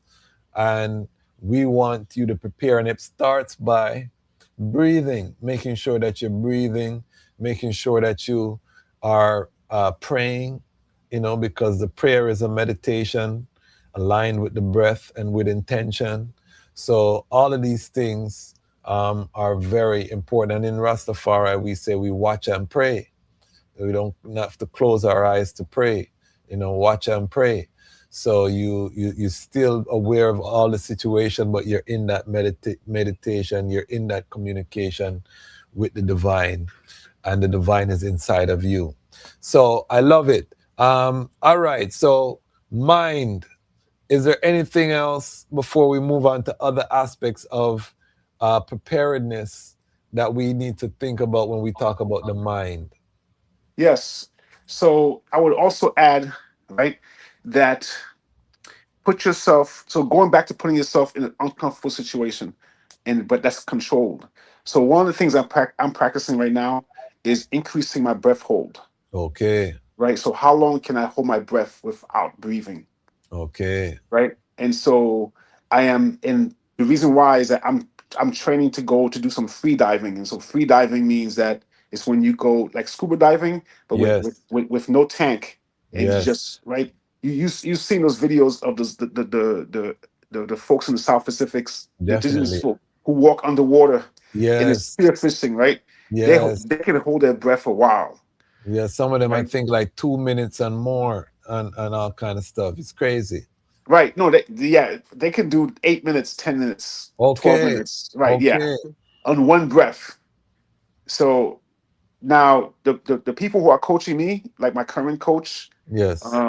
she can do 4 minute breath hold. Wow. Right. And then the people that she trains with, they can do 7, 8 minutes. Wow. And this is just one breath. Now, again, this is why is this important? Now, again, there's the calming aspect of it, and then there's the that which will lead to putting your mind right in emergency situations, and then there's also the physical benefit of it. Holding your breath reroutes the blood supply to your brain. Mm. It feeds particular organs and Mm. makes those organs more healthy, makes your Okay. brain more healthy, right? So by you doing this, it not only is it again preparing you to be calm in this emergency situation, but it's putting your body in the healthiest condition possible, right? Now, at first, it becomes very uncomfortable, right? Yes. And I'm just starting this, right? Well, I was doing a different technique before where I got to 2 minutes and 20 seconds breath hold. Okay. I've changed my technique. Now it's a totally different technique to go underwater. I can't use the same technique as before because that technique is dangerous underwater. So Okay. this new technique, now I'm up to a minute and a half of breath holding. Okay. My goal is to get to be around 4 to 5 minutes on one breath by next year. Right. Okay. But again, this is conquering something which is very difficult. Not at first when you're holding your breath, you feel like I want to breathe, I want to breathe. And then as you learn to calm yourself down while you're holding your breath, you start seeing that, oh wow, I don't have I had a problem with a minute and 5 seconds. Now I can do 10 rounds at a minute and 20 seconds, and I'm not even thinking twice about it. Wow. Right. And so now I'm slowly building up. Again, this is really important because sometimes I actually feel in this whole section of my chest right here. Yes. I can't explain it, but it just feels at peace. Okay. Right? Total, it just literally that section just feels peaceful. And for somebody who suffers with asthma, that's important, right? But not only that, so this is going to the next thing. In emergency situations, they always tell you to be prepared. Do you have your medication with you? You Yes. have all the medications that you need. But this society teaches us to be totally dependent on our medication, Yes. right? So by me practicing my breath holding and all my breathing techniques is helping me calm myself down in an asthma attack. So I'm more likely to do without the medication, right? Yes. Because I've been practicing my breathing. Now, I would tell everybody whatever sickness you might have and whatever pills you're taking, right? Make sure you have a backup supply of that, right? Make sure you have backup supply of it. Simultaneously, under safe conditions, do you know what to do without it, Hmm. right? If it's high blood pressure, do you know what to do to control your blood pressure to make it bring your blood pressure back down? And I'm telling you right now, for high blood pressure, the number one thing to do to bring the blood pressure down, number two big things: exercise and breathing. Hmm. It's like we'll go back to breathing again, Yes. right? Yes. Yes. But to bring that blood pressure down, if you do all these breathing techniques on a regular basis, it'll bring that blood pressure down. But so you want to do this because one of the biggest issues in the black community in the United States is high blood pressure, Yeah. right? And so we don't want to be a situation where CVS, the pharmacies close, we can't get to it, and we're running out of a high blood pressure medication, and we haven't been practicing lowering our blood pressure on our own. Okay. Serious. No, it's serious. A lot of conscious people are overweight, and that is a puts you in a dangerous pressure for a lot of ailments. And this is something, as a conscious community, Pan-African community, we really have to get serious about our weight and about our health, because liberation also means being fit, because you can't liberate anything if you are failing in a failing health, and a lot of us neglect our bodies, under the excuse that we're doing movement work. We're too busy. But I would say that you are actually not being responsible, because guess what? When you get sick, other people have to now stop what they're doing to take care of you, because Yes. you didn't take time to be responsible with yourself. This is something I always think about. So it's really selfish to not take care of yourself, because you put that burden on your children, you put that burden on your family members. They're not going to see you fall. So now they have to stop what they're doing to stay with you, and I'm not talking about elders who are, they've done their work. We have grace. I'm talking about people in their 40s and 50s and 60s who are in terrible shape because of neglect and poor dietary habits, and just not taking the time to educate themselves. I don't care how much you know about Kwame Nkrumah and Patrice Lumumba, but you're not taking care of yourself, because that's imbalance. You know what I mean? And this struggle requires balance in all things. So I love what you're saying about the medication, and I know um, a lot of us are herbalists, making sure that you know about the natural remedies. Now, let me put out the disclaimer: I am an attorney. Don't, this is not medical advice. So we're having a reasoning here. We're not telling you to throw out your medication and try to go all natural, and you're breathing like this and then something happened to you, you want to sue us. No, that's not what's going on here. We are giving recommendations how you can get yourself to a state of preparedness. It's your responsibility to talk to your physician, to consult, to do your due diligence, but to know that with the price of diesel, where the price of diesel is, the shipments may not reach CVS. The shipment may not reach Walgreens. You know what I mean? It may become cost prohibitive for them to resupply, or the supplies are late, or the ship that was bringing in the goods, because most of these medications are coming from China. I know people don't know that, but most of these medications, prescription meds, are coming out of China. So if that freight is delayed, or something happens at the ports, or the price is now outside of your range, maybe your insurance kicks it off of the plan, you can't afford it. What is your next move? These are practical things. That emergency doesn't just mean the sky is falling. We have to make that clear. It could be a financial emergency. It could be a parental emergency. Your parent doesn't have something, or you don't have something. There's so many emergencies that can arise. So if you don't want to worry about the future, just think about situations that could happen and being prepared. But continue, Baba Kwao. We love it.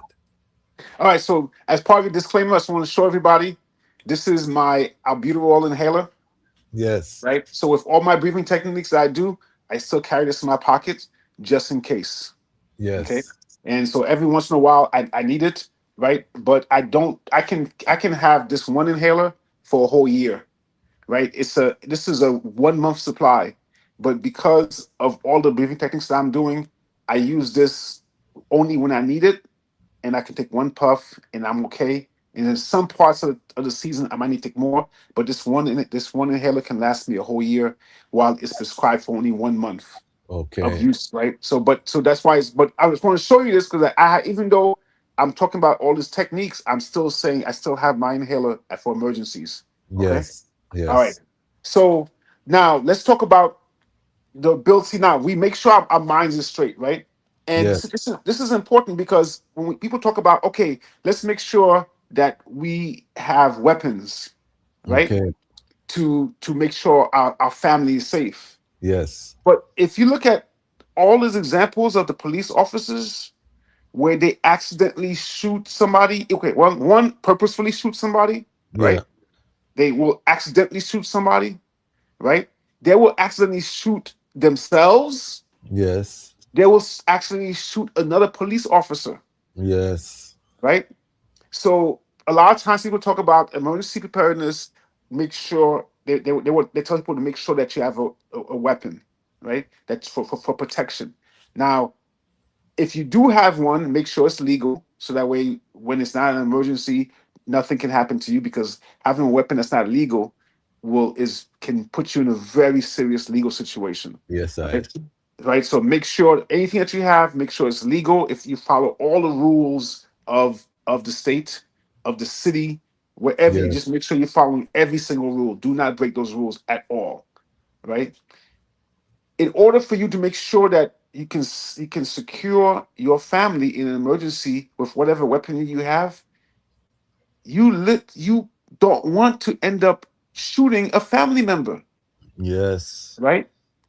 There's many situations where somebody has come home late, right? A child has come home late from a party, and the parent in the house thinks it's a burglar, and they shoot the child. Yeah. That's happened, Yeah. I've heard of it. right? And again, just because you have a weapon doesn't mean that you're trained properly to use that weapon. So my Yeah. suggestion to everyone is, if you do have a weapon, right, make sure it's licensed, right? Make sure you have all the proper permits, everything, right? Practice on a regular basis, right? So you want to go to the range. Now, there's two kind of ranges I would suggest you go to. One, you go to the regular range, which is a static range where you have a target in front of you and you shoot the target. Then also go trap and skeet shooting, right? So trap and skeet is when you have the long barrel, right? Shotgun, right? Long barrel, and you see it on TV, say pull, and the target goes flying out, a disc goes flying out, and then you have to track it with your, with your right, your shotgun, and then you hit the target. So that helps you practice hitting a moving target, right? Because you may have to, if we're a serious emergency situation, you may have to hunt a deer, right? And who Mm. knows, right? Whatever, right? So you need to train.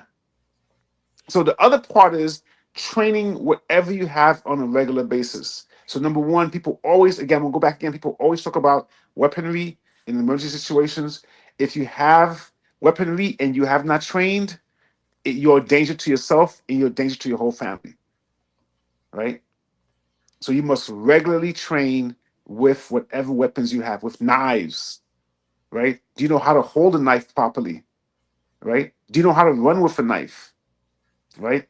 A lot of people run with a knife, you trip, you fall, and the knife goes right into you. You're done, right? So anything that you have that's there to defend your family, you must regularly train with it. Sign up with an instructor, right? And train.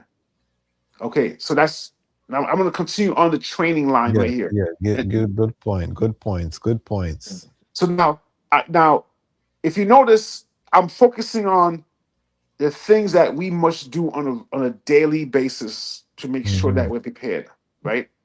So now, a lot of times people say, okay, what you should have multi-tool, right? And a multi-tool is like a Swiss Army knife, right? And it has like a screwdriver, wrench, all that is all into one, Hmm. And back with the Y2K thing, everybody that was in preparedness was buying a multi-tool, right? But guess what? Nobody was using the multi-tool. So people were buying them, like, oh, you buy this one, it's the best one. The Leatherman is the best one, or this other one. I forgot the other brands. That's the best one. But nobody was using them, Hmm. right? So we started making sure we used ours. So I would use mine on a daily basis to fix this and to fix that. And I started finding out in some situations, this particular tool didn't work at all. It was terrible for this. It was Wow. terrible for that, right? That the screwdriver portion is hard to hold because it's hard to hold it and really unscrew something that's very tight. It's not going to work for And that. you don't want to find that out in an emergency situation. No, you don't. Right? So you have to use whatever tools you have. You got to use it on a regular basis. Make sure your children know how to use these tools. Right? If if you again under safe conditions with an instructor, Bring your children to the range, right? 7 years old, bring your child to the range. Again, with an instructor, right? Under safe condition, not at your home, No. right? In a safe condition with an instructor, go to the range and make sure your child knows what to do, right? Same thing. Does your child know how to handle a knife? Make sure they know. If you see them, they're walking, it's very simple. They're walking with a kitchen knife from the kitchen to the dining room table. You say, stop, you're holding the knife wrong. Hold the knife properly, right? And so you can show them how to hold a knife as opposed to like a lot of times people hold a knife like this, right?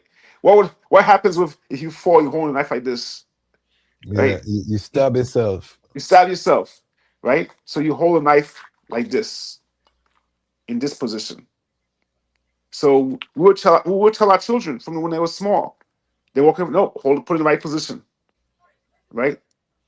And this is how you walk with a knife, right? So that way, if you fall, the worst you're gonna get is cut over here. That's the worst, right? And so train your children to do this kind of stuff, right? We can't get caught up in a narrative of popular culture about don't have guns, whatever, and stuff like that. If everybody in your neighborhood has a gun and you don't have one, you got a problem. That's If true. everybody in your neighborhood has a knife and you don't have one, you have a problem, right? Just make sure what you have is legal. You follow all the safety instructions and you train properly. Okay, that's right. So make sure you have that. I'm gonna keep repeating that over and over again. All right. So now let's go to food, right? All right. Yes. So people have to have food, right? That they want to store. So people store water. People store rice. So you want to make sure you have dry goods, right? Right. So rice, oatmeal in a nice, safe place, right? Yes. So that way mice are not going to get to it, right? Yes. Or weevils or other bugs. Exactly. Make sure they're nicely sealed containers and stuff like that, right? All right. Make sure you have canned goods, How, right? how do you feel about vacuum seal? You think a vacuum seal is necessary? It's I think it's necessary, but I'm gonna tell you what you have to do after because I'm gonna tell you not a problem with it, but I'm gonna Yeah. tell you. So let's say you have 3 months supply of rice. You have to use the oldest rice has to be used and then replace it, right? By you doing this, so you have to cycle through your Key. food, right? By You have you to doing this, cycle. right? Yeah. Because if you don't cycle through your water, you don't cycle through your food, right? So if it's vacuum packed, yes, you could vacuum pack it, and then when you open up the oldest one, right, you're going to be using that vacuum pack the next one and just keep on going. So yes, right. But if you don't use your food that you have in storage, right, and be disciplined enough to replace it when you use it, you're going to miss that. It'll be there in storage. You'll never look at it again. When emergency comes, you go look at it, and the mouse will have eaten through everything, right? And not only that, some of it will have gone stale, and you can't use it anymore. The expiration date has passed, right? So you want to make sure that what you have, you cycle through it, including water. Okay, so all your dry goods. Okay, so So do you advocate storing water? yes, yes. And If you don't, how like I have the I use jerry cans. You know what's the what's a jerry can? I don't that's know what jerry can. hold on.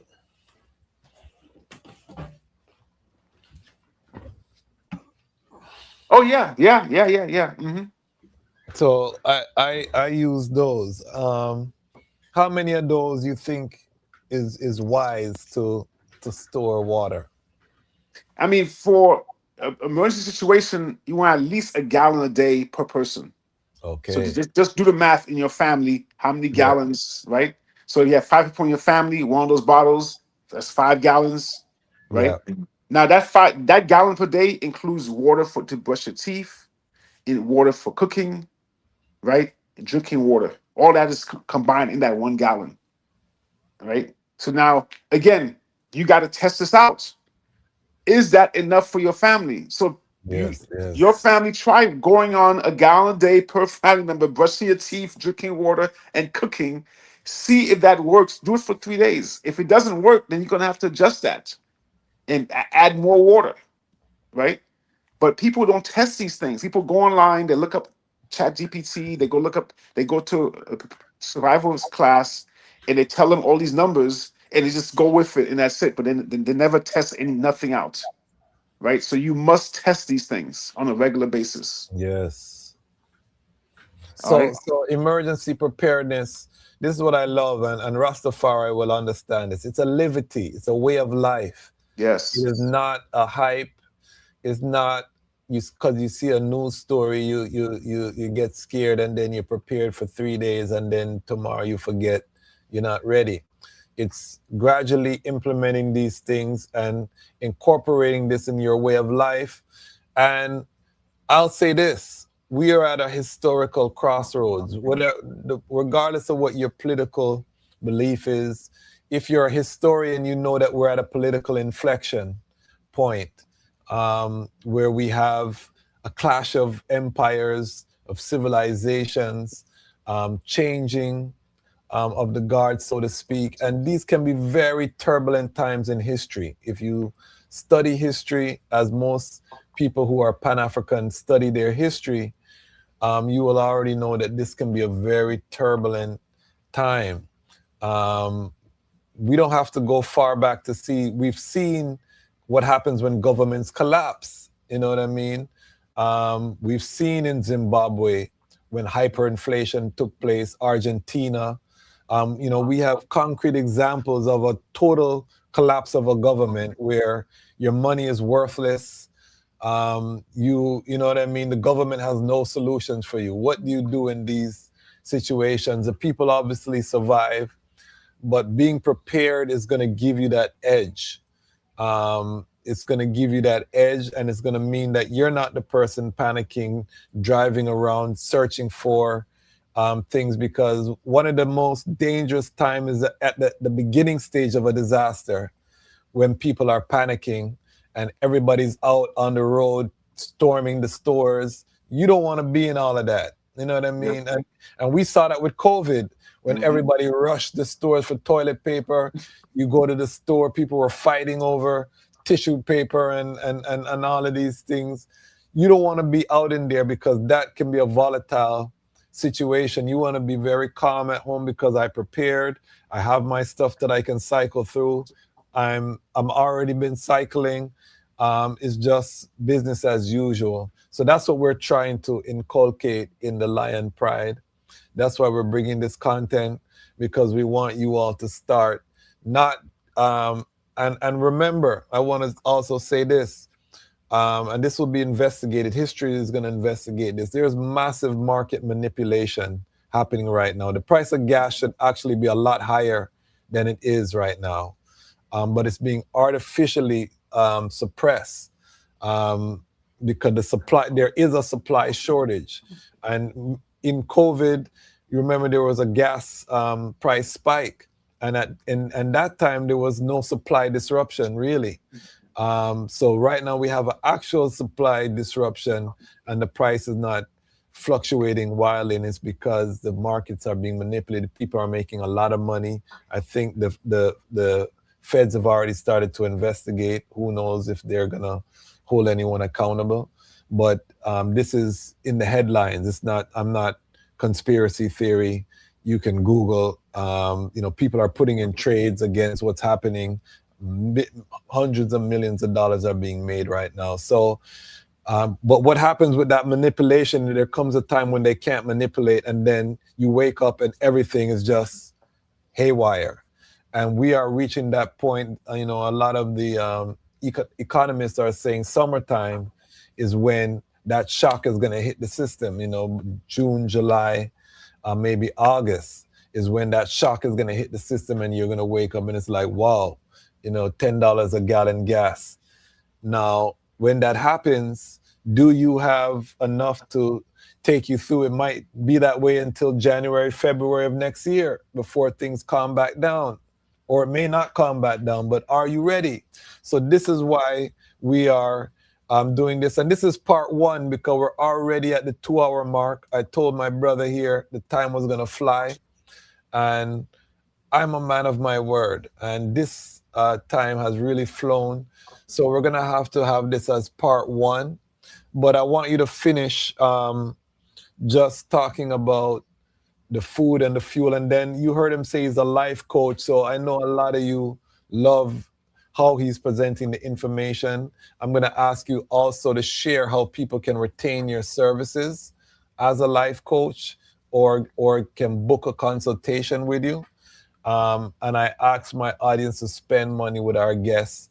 So please, Lion Pride, don't embarrass me. Let's full up his let me tell you my dream. My dream.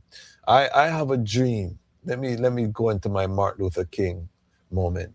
I have a dream.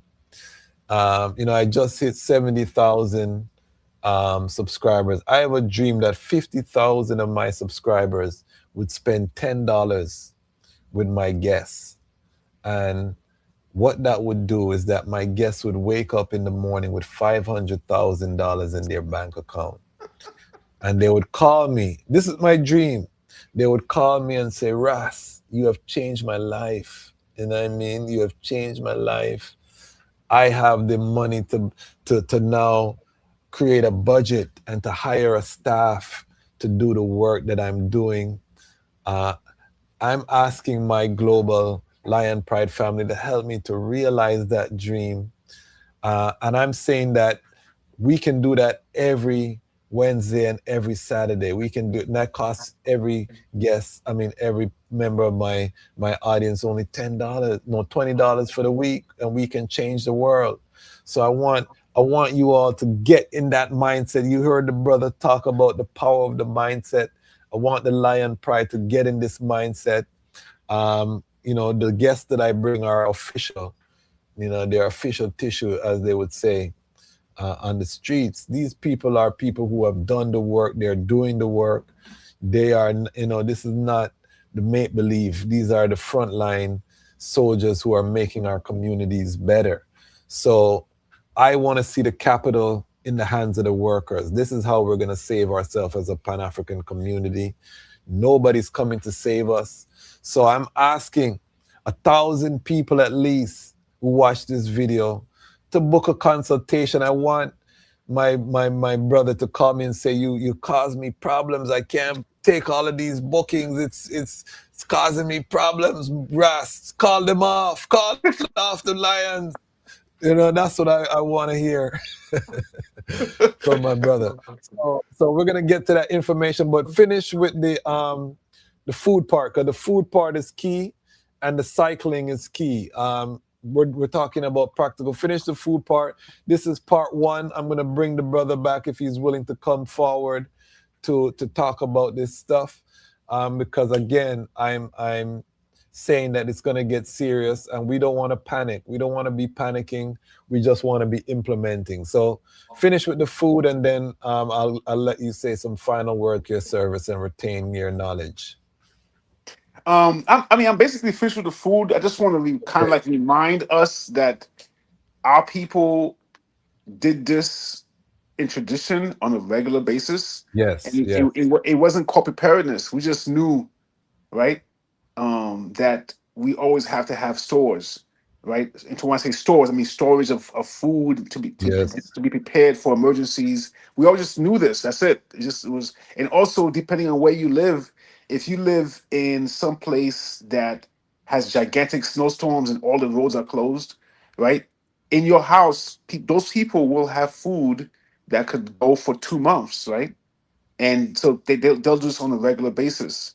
So it's a lot of times people think of emergency preparedness as paranoia, right? As opposed to no, we have become so dependent on this system that it puts us at a disadvantage. It's easy for us yes, to go to a supermarket, but that yes, supermarket goes down, right, within during COVID, within 2 weeks, there's no more food in that supermarket. That's it. That a supermarket only has food for 2 weeks. That's it for a yes, neighborhood, right?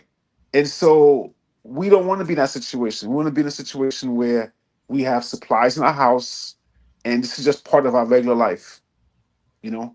So, for to contact me, you can send me an email at VK, that's VK Mm-hmm. Magloire, MAGLOIRE at gmail.com. Okay, Right? beautiful. Right. And That's we'll put yeah. it in the description of this video.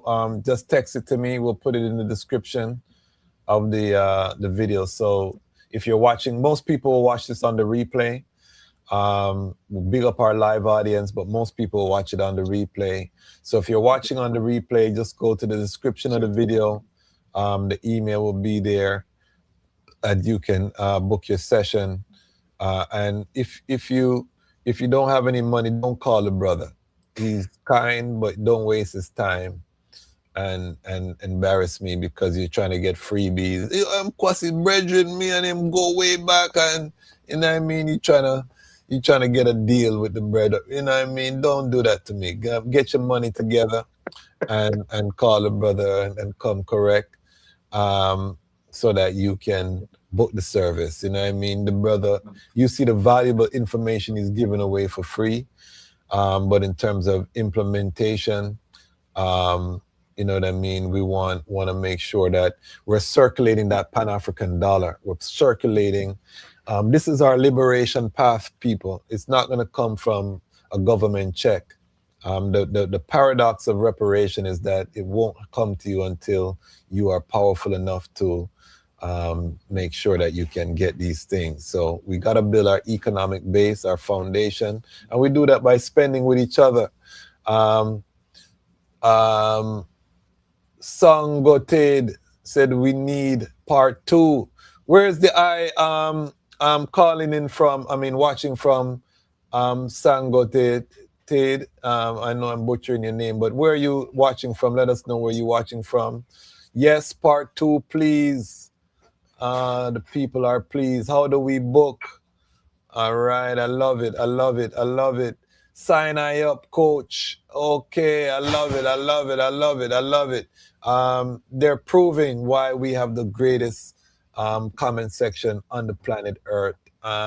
People think I just run my mouth, but it's true. They're great. They're great. I'll put them up against any comment section in the world. Okay, our brothers in North Carolina, beautiful, beautiful. Yes, big up yourself, King. So that's how you book the brother. Give us your final words for the global family, preparedness, and then also from your perspective and what you see coming down the pipeline. Do you think that people should be preparing themselves who are part of our Pan-African community? Absolutely. I mean, well, first, my closing thing about Yes. preparedness: Yes. train, train, train, and then train some more. That's my comment. Right? Yes. That's my motto. You do martial arts, train, pressure test your martial arts. Right? If you do BJJ, well, can you fight 3 people at the same time? Right? Yes. Right. So train and test your training. Test Yes. what you're doing. Right? Food, practice rotating through the food. Practice eating what you're storing. Right? Breathing, train your breathing over and over again. Train, train, train. Right? Have good relations with your family. Right? Because if you don't practice training good relations with your family in an emergency, those bad relations are going to come out. Right? Yes. So make sure that you have good relations with your family as best as you can. Train, train, train. All right. And then you said something else. I forgot what I was going to say. Oh yeah, the coming situation. Yes. Well, I mean, I'm from Haiti. Look at Haiti. We Yes. we, Yes. we can't we can't even travel in the capital of Haiti, right? There are no flights there because the state has failed. Now, Yes. of course we know it's a combination of Yes. external factors and Yes. internal Yes. factors. Yes. We know Yes. all of that.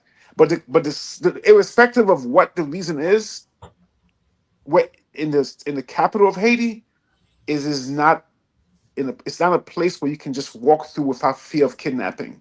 Yes. I was there 3 years ago, right? And I was there I'm sorry, in Port-au-Prince, and my friends were there saying, "Let's get off the road at 5 o'clock. You Okay. cannot be on the road." So that could come here, right? Yes, exactly. Right? And we don't know where. I mean, so we have. You mentioned this, the issue with the rising prices. We have Yes. that coming, right? Yes. We also have global warming stuff continuously happening, Yes. right? Yes. We also have political unrest Yes. that may come to the United States, It's right? true. So we have all those things that is combining together that can create a big mess in the next few months. So just do your best and prepare.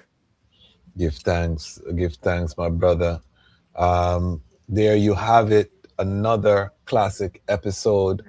We're gonna ask the brother to come forward, but in the meantime, book your consultation. He's a life coach.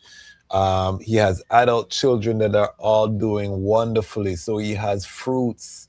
His resume is solid. You know what I mean? I've watched his children grow up. They're solid people. You know what I mean? Solid family people. He has grandchildren. So tested. He's tested and true. Definitely has my stamp of approval. So definitely, um, I see at least 3 or 4 people in the comments that want to book consultations. I'm going to follow up with the brother to make sure that the item follow through. So definitely, we'll put the email in the description of this video. Make sure you follow through. Also, this Friday, we will be having a special episode where we are talking to Raswida Maya, Sister Devani Green, about their Marcus Garvey Music Festival. Why did Marcus Garvey inspire this music festival? What's special about this? So tune in on Friday. That's going to be a wonderful episode. All of my South Florida family. This festival will be in Orlando. Make sure you tune in. And then on Saturday morning, 10 a.m., we have our African Liberation Summit. We're going to have representation from Guinea-Bissau, South Africa, um, Nigeria. And these are people living in, and that's why we do it at 10 a.m. because evening on the continent. These are Rastafari brethren and sisters who born and raised on the continent, Botswana. Get ready. We're going to drop that flyer probably tomorrow. So stay tuned for that. And again, next week, Wednesday, we have Baba Kalechi, another good brethren of mine. We's going to be talking about all things Nigeria. We're going to get deep into Nigeria, what's happening, and also the economic opportunities. Nigeria is the most populous country in Africa. And if we can get Nigeria together, it's a wrap. The whole continent is going to change because you can't go anywhere and not meet a Nigerian. Nigerians are everywhere, just like Jamaicans. We're everywhere. We get it from Nigeria. Let's be real. The Igbo influence in Jamaica is well documented. One of the major source of Africans in Jamaica was Nigeria. And we have adopted that. You know, they say everywhere you go, you're going to meet a Jamaican. Everywhere you go, you're going to meet a Nigerian. You know what I mean? More than the Jamaicans too. You know what I mean? So I think over 200 million now and rising. So definitely tune in next Wednesday, and we'll be releasing the rest of our African liberation schedule in the coming days. So if you're not subscribed, make sure you subscribe as we continue to bring you exclusive Rastafari and Pan-African content. There you have it, family. And big up all of the global family. And you know what? The time has come for the Lions to tell our own story. And this is The Lion Voice. This is Shiloh. The time has come for the lions to tell their own story. See? This is the lion's voice. Keep it locked, right, sir? Shiloh said that. Are you satisfied? Wipe those tears from your eyes. I'm all alone, still you thought I was telling a lie. This is the lion's voice. Keep it locked, right, sir? Yes, job people, this is Michael Shemai representing. I say, hear the lion voice, saying it is time for the lions and the lionesses to tell their own story. King David killed Goliath with a stone, we original dread. Big up What are you Brazil. waiting for? Come together, come together. Calling from near and far. Know who you are. What are you waiting for? Rally up, it takes the dust. What are you waiting for? Ancestors paved the way for us. Yes, I am Ketis Oyonde, asking, what are you waiting for to come together? The time has come for the lions to tell our own story. This is the lion's voice. African pride, root of all nations, boy. I tried with the lion, the Rastafari. Lion of it tried with lioness like I do. Empress on the front line, we need you. Well, this is Medicine, the steady one, and you are now tuned in to the Lion's Voice Network. What the lion fought for do? Scorch them. Roast and parch them. I will never stop, hail the Most High, and I will never stop, call Rastafari. Blessed love, this is Kushite representing for the Lion's Voice. We are here to tell our own story, Rastafari. The time has come for lions to tell our own story. Yes, sir, you're listening to Lion's Voice. I is Rasabat hailing from the island of St. Croix. Yeah, I'm bringing to you Rastafari vibes. Can you feel it? Rastafari. Babylon born when Rasta come together. Can you feel it? Rastafari. Because Babylon done when I and I come together. Look how we live together, aya. Look how we work together, aya. Oh, Babylon done when Rasta come together. Hail I, Rastafari, His Majesty and Empress men in bless. Yeah man, hailing from Rastafari, Rastafari, hail you. Aye, Love, aye, aye, aye.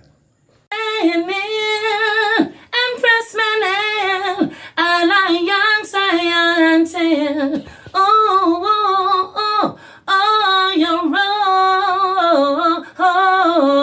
role universally unfold.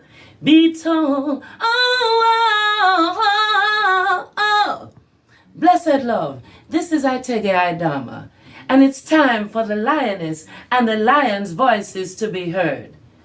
This is the lion's voice, Rastafari. Greetings, this is Warrior King, and the time has come for the lions and the lioness to tell their own story. This is the lion's voice. Give thanks and praise for the wonderful blessing that's been poured on me. Give thanks and praise. Jah use I as an instrument to set the people free. Jah give her the powers to chant. Jah give her the powers to chant. Rastafari, the lion's voice. The fittest of the fittest shall survive. My people, open your eyes. Wake up. Blessed love, this is Queen Omega representing for all lions and lionesses. With the lion's voice, we come to tell our story. Rastafari, live it. Hey, the lion's voice. Rastafari. Yeah, David Dread of Steel Pulse, and I'm saying hail to the lion voice because it's time that the lion have its voice, have its own story. Says I'm stepping out here. Hear me now. Yeah, the lion's voice. Raw. I'm Nana Farika. The time has come for the lioness to tell her story from her viewpoint and tell the world who Queen Omega is. This is the lion's voice.